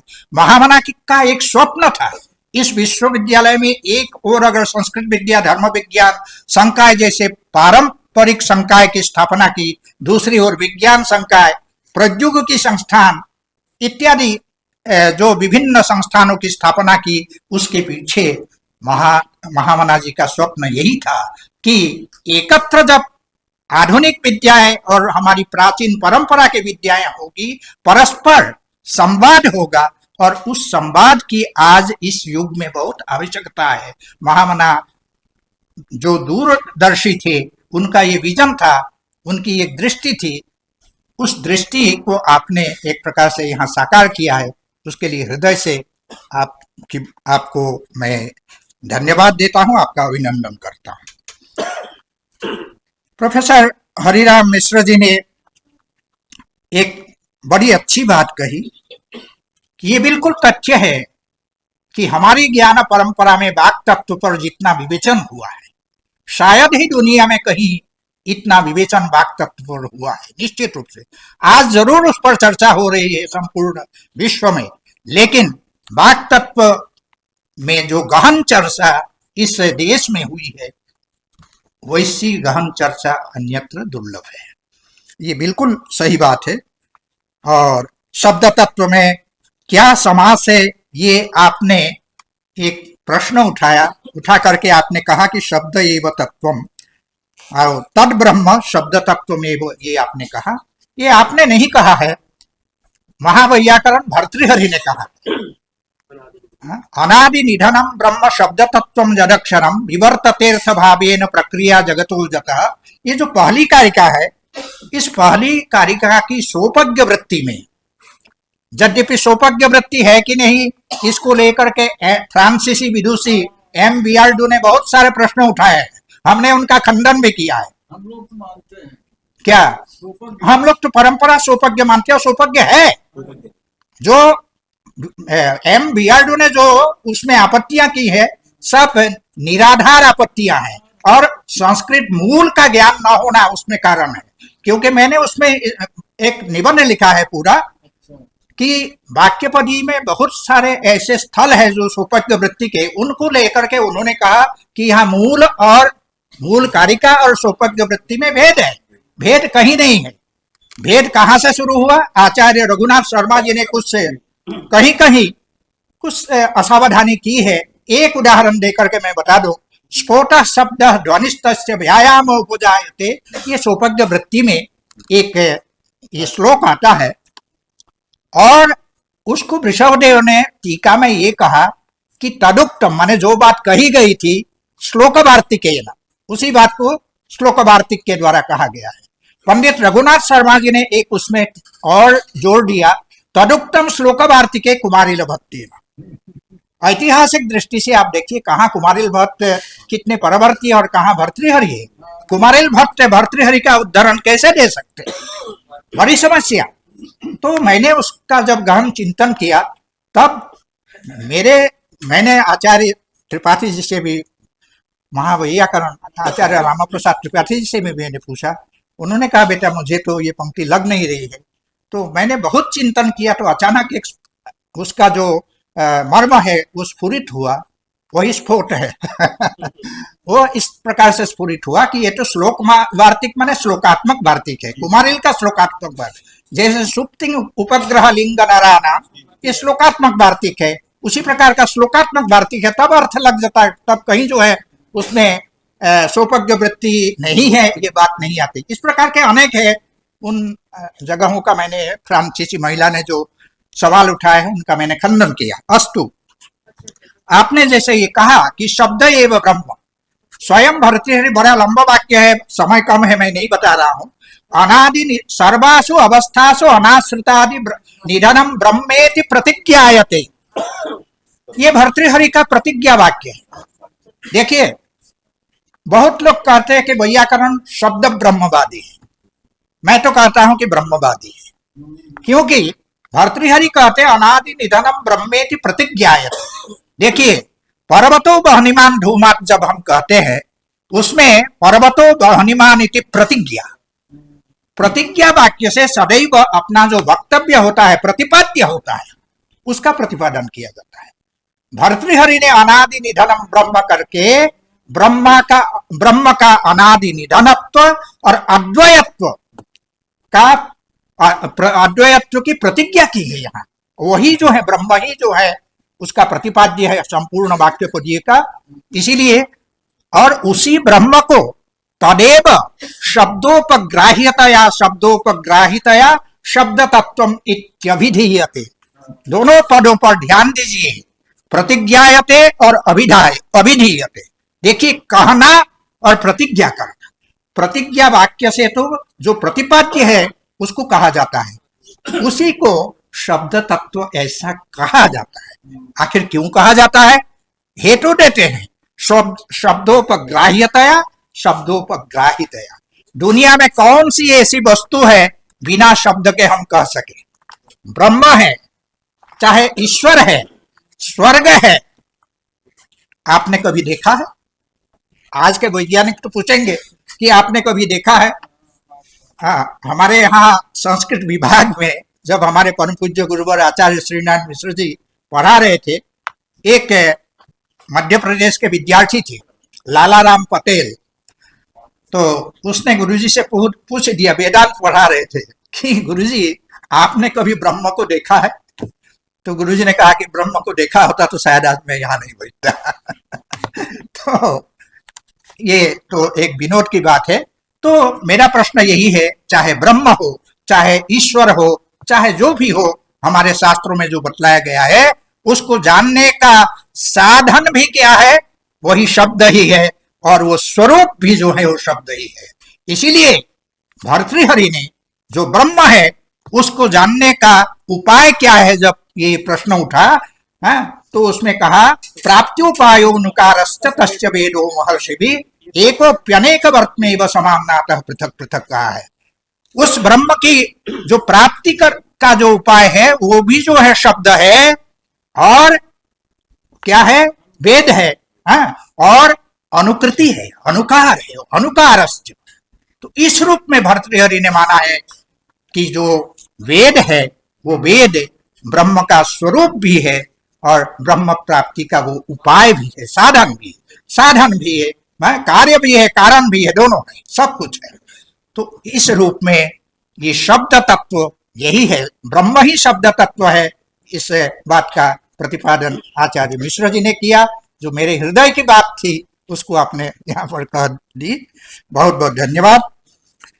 प्रोफेसर भगवत शरण शुक्ल ने वाग्वई ब्रह्म कह करके शब्द क्या है उसको का विस्तृत विश्लेषण यहाँ पर किया। इस प्रसंग में जैसा कि पूर्व सत्र के अध्यक्ष प्रोफेसर विजय शंकर शुक्ल जी ने कहा था कि यहाँ मंच पर बैठे हुए जितने विद्वान हैं उनके एक एक विद्वान का वक्तव्य 1.5-2 घंटे में अगर हो कथनचित कुछ उनके साथ न्याय होगा, वही स्थिति इस मंच की भी है।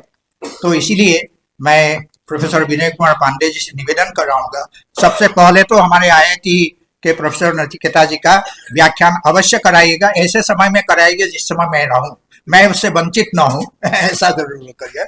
श्रोता के रूप में, कोई यहाँ मंच में बैठने के लिए नहीं, श्रोता के रूप में आना चाहूंगा, ये मेरा निवेदन है।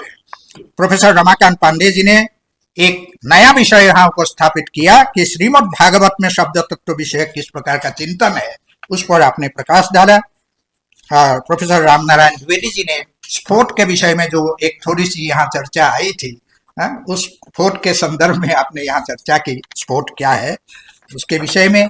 और शैलेश तिवारी जी ने भी शब्द तत्व विज्ञान कहाँ कहाँ है उसकी यहाँ चर्चा की। इस प्रकार से इस सत्र में विद्वान वक्ताओं ने बहुत ही सुंदर यहाँ पर अपना मंतव्य रखा। सबके प्रति मैं हृदय से आभार व्यक्त करता हूँ, सबका अभिनंदन करता हूँ, और विशेष रूप से इस पूरे आयोजन के लिए प्रोफेसर विनय कुमार मिश्र जी के प्रति, पांडे जी के प्रति हृदय से आभार व्यक्त करते हुए मैं अपनी वाणी को विराम देता हूँ। धन्यवाद।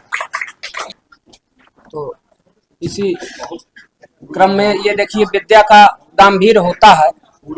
अध्यक्ष गुरु जी ने कितना सुंदर माने शब्द तत्व की स्थापना की हम लोगों के लिए। अब हम एक तंत्रेण मंचस्थ सभी आचार्यों का, उपमंच में विद्यमान सभी आचार्यों का धन्यवाद ज्ञापित करते हैं। वैदिक